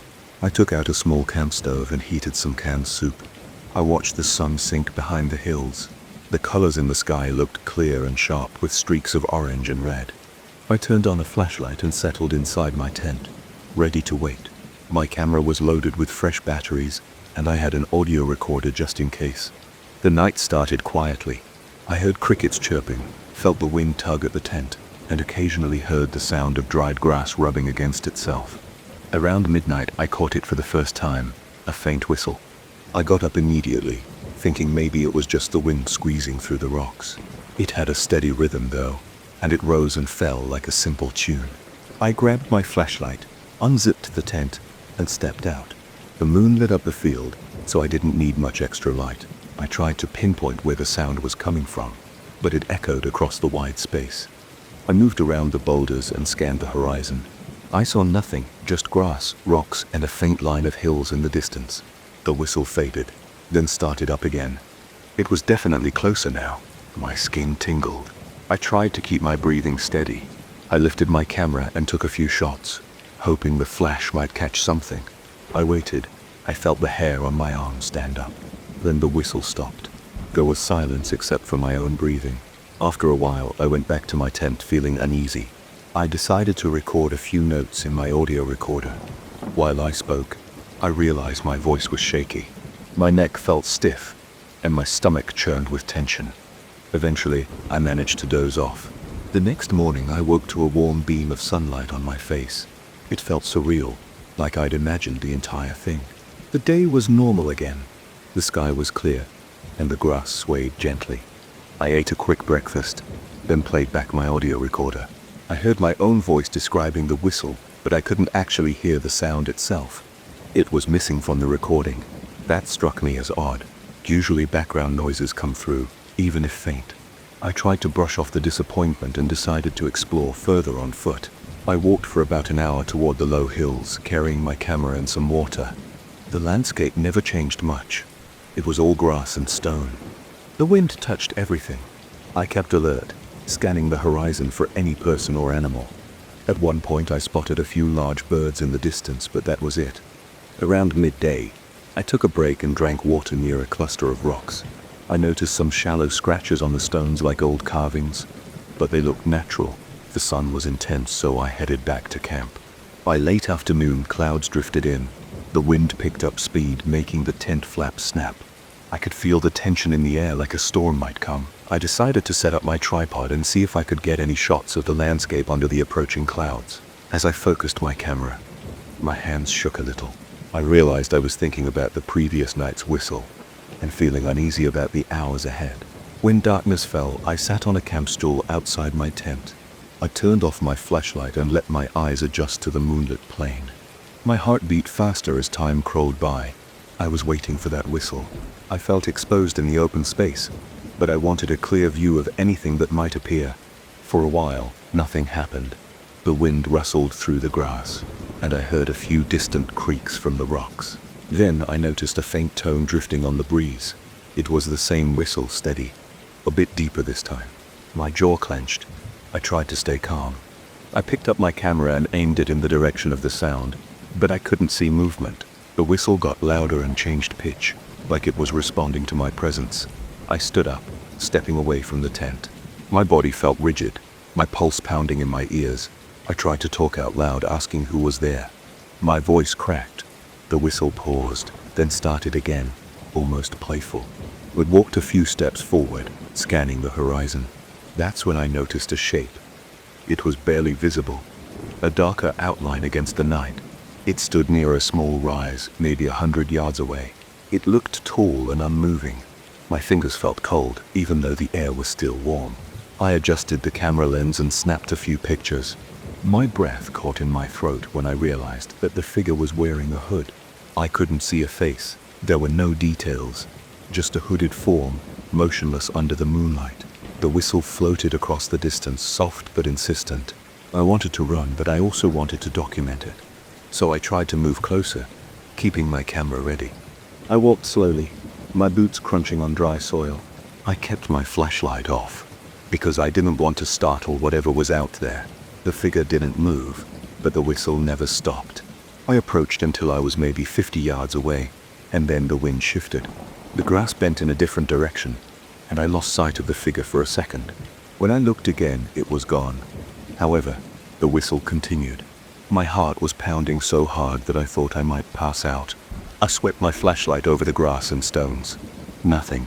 I wanted to run back to the tent, but I didn't want to turn my back on that spot. The whistle started to fade, then it picked up again behind me. I spun around, flashlight darting across the field, but there was no one. I felt dizzy. I forced myself to return to my campsite. Once inside the tent, I fumbled for my audio recorder. My mouth was dry, and my hands shook. My scalp felt tight, and my shoulders ached from tension. I recorded a few words describing what had happened. Then I sat still in the darkness, hugging my knees. The whistle circled the tent for hours, its tone changing. Sometimes it was low, almost mournful. Sometimes it was high-pitched, almost mocking. I barely slept. The next day, everything looked normal again. There was no sign of footprints or disturbed grass. I reviewed my camera's memory card. Most of the shots were just empty fields. But in 3 photos, I saw a faint silhouette at the edge of the frame. It was definitely a person in a hood. No face was visible, just a shape. This sent a chill through me, but it also proved I was imagining things. I spent the rest of the day pacing around the campsite, unsure whether to leave or stay another night. I kept telling myself I'd come here to capture something unusual, and now I had the chance. Still, my gut felt twisted. There was something wrong about this place. That afternoon I forced myself to explore again. I walked in a wider circle, scanning for footprints or any sign of a trail. I found some flattened patches of grass, but they looked more like places where the wind had pressed it down. Around a few rocks I saw worn markings. They didn't look like words or symbols, more like random scratches. I took photos of everything I found, though it wasn't much. As evening approached, I boiled some water for coffee and tried to keep my mind focused. I thought about my plan if the whistle came back. I considered turning on all my lights, blasting music from my car, or even honking the horn, but there was an edge of curiosity in me. I wanted to hear the whistle again, as if it might lead me to something. That feeling scared me. It felt like I was being pulled in 2 directions. Night fell, and the moon emerged from behind a thin layer of clouds. The grass glowed under the pale light. The wind was calmer tonight, so I heard every little sound more clearly. My own footsteps were loud on the dirt. Around midnight, the whistle began again, soft at first. I stepped away from the tent, camera in hand, not sure if I'd regret it. I heard my heart thumping. The whistle drew closer, changing tone, almost beckoning me. I walked toward it, feeling my nerves spike with every step. That was when I saw the hooded figure again. This time, it appeared near the boulders on the opposite side of my camp. It was a dark shape that blended with the shadows. The whistle came from its direction, but the figure itself wasn't moving its arms or head. It stood still. I raised my camera and took several photos, the flash lighting up the rocks. My eyes struggled to adjust in the afterglow, and for a moment I lost sight of the figure. Then I spotted it again on the far side of the boulders. I was certain it had changed position without making a sound. My stomach felt hollow. My throat was tight. I tried to speak, but no words came out. The whistle droned on, echoing in my skull. I walked closer, taking a few steps at a time. My body felt tense, my legs stiff. When I reached the spot, no one was there. I spun around, scanning the field. That's when I realized the whistle was now behind me. I turned again, panting. The figure stood on the horizon, outlined by moonlight, just a silhouette in a hood looking in my direction. I took one more photo, but the flash was useless at that range. I lowered my camera and stared at it. The whistle still filled the air. Then it stopped. The silence felt heavy. I waited for something else, but it stayed quiet. A few seconds later, a steady breeze returned, swaying the grass. The figure stayed in place as if waiting. I didn't know whether to approach or retreat. My head buzzed with adrenaline. My ears pounded. I was afraid, but also strangely drawn to it. After several moments, I forced myself to back away. I didn't turn my back on it until I was near the tent. Inside the tent, I zipped the flap and sat in the dark for a long time, trembling. I couldn't sleep. The whistle didn't come back for the rest of the night, but I felt its presence like an invisible thread between me and that figure on the horizon. By morning, I'd made up my mind. I needed to leave. I had enough photos, and I didn't want to tempt that force any longer. I packed my gear as fast as I could. The day was bright and hot, and I felt sweat rolling down my back. I kept looking over my shoulder, half expecting to see a hooded shape standing in the daylight, but nothing appeared. I tossed my tent into the trunk and slammed it shut. My hand still shook as I started the car. I drove away, constantly checking the rearview mirror. The field stretched out behind me, empty and silent in the sun. I felt relief as I got closer to the main road. Even now, recalling those nights makes my skin crawl. The whistle felt alive, like it was searching for me. I can't say if it wanted to harm me or draw me into something beyond my understanding. I only know that I heard it and saw that hooded figure more than once. I have the photos to prove it, although they're blurry and barely show a silhouette. But it's enough for me to remember how it felt out there, alone in those vast fields with a sound that wrapped around me like a warning or a lure. I still don't sleep well sometimes. I wake up thinking I hear a distant whistle. I check the darkness around me, half expecting to see that figure on my horizon, as if maybe one day I'll go back. But, for now, I stay away from that region. I don't want to be chosen for anything else. I just want my nights to be quiet, without that sound chasing me through the dark. I don't want to be chosen for anything else.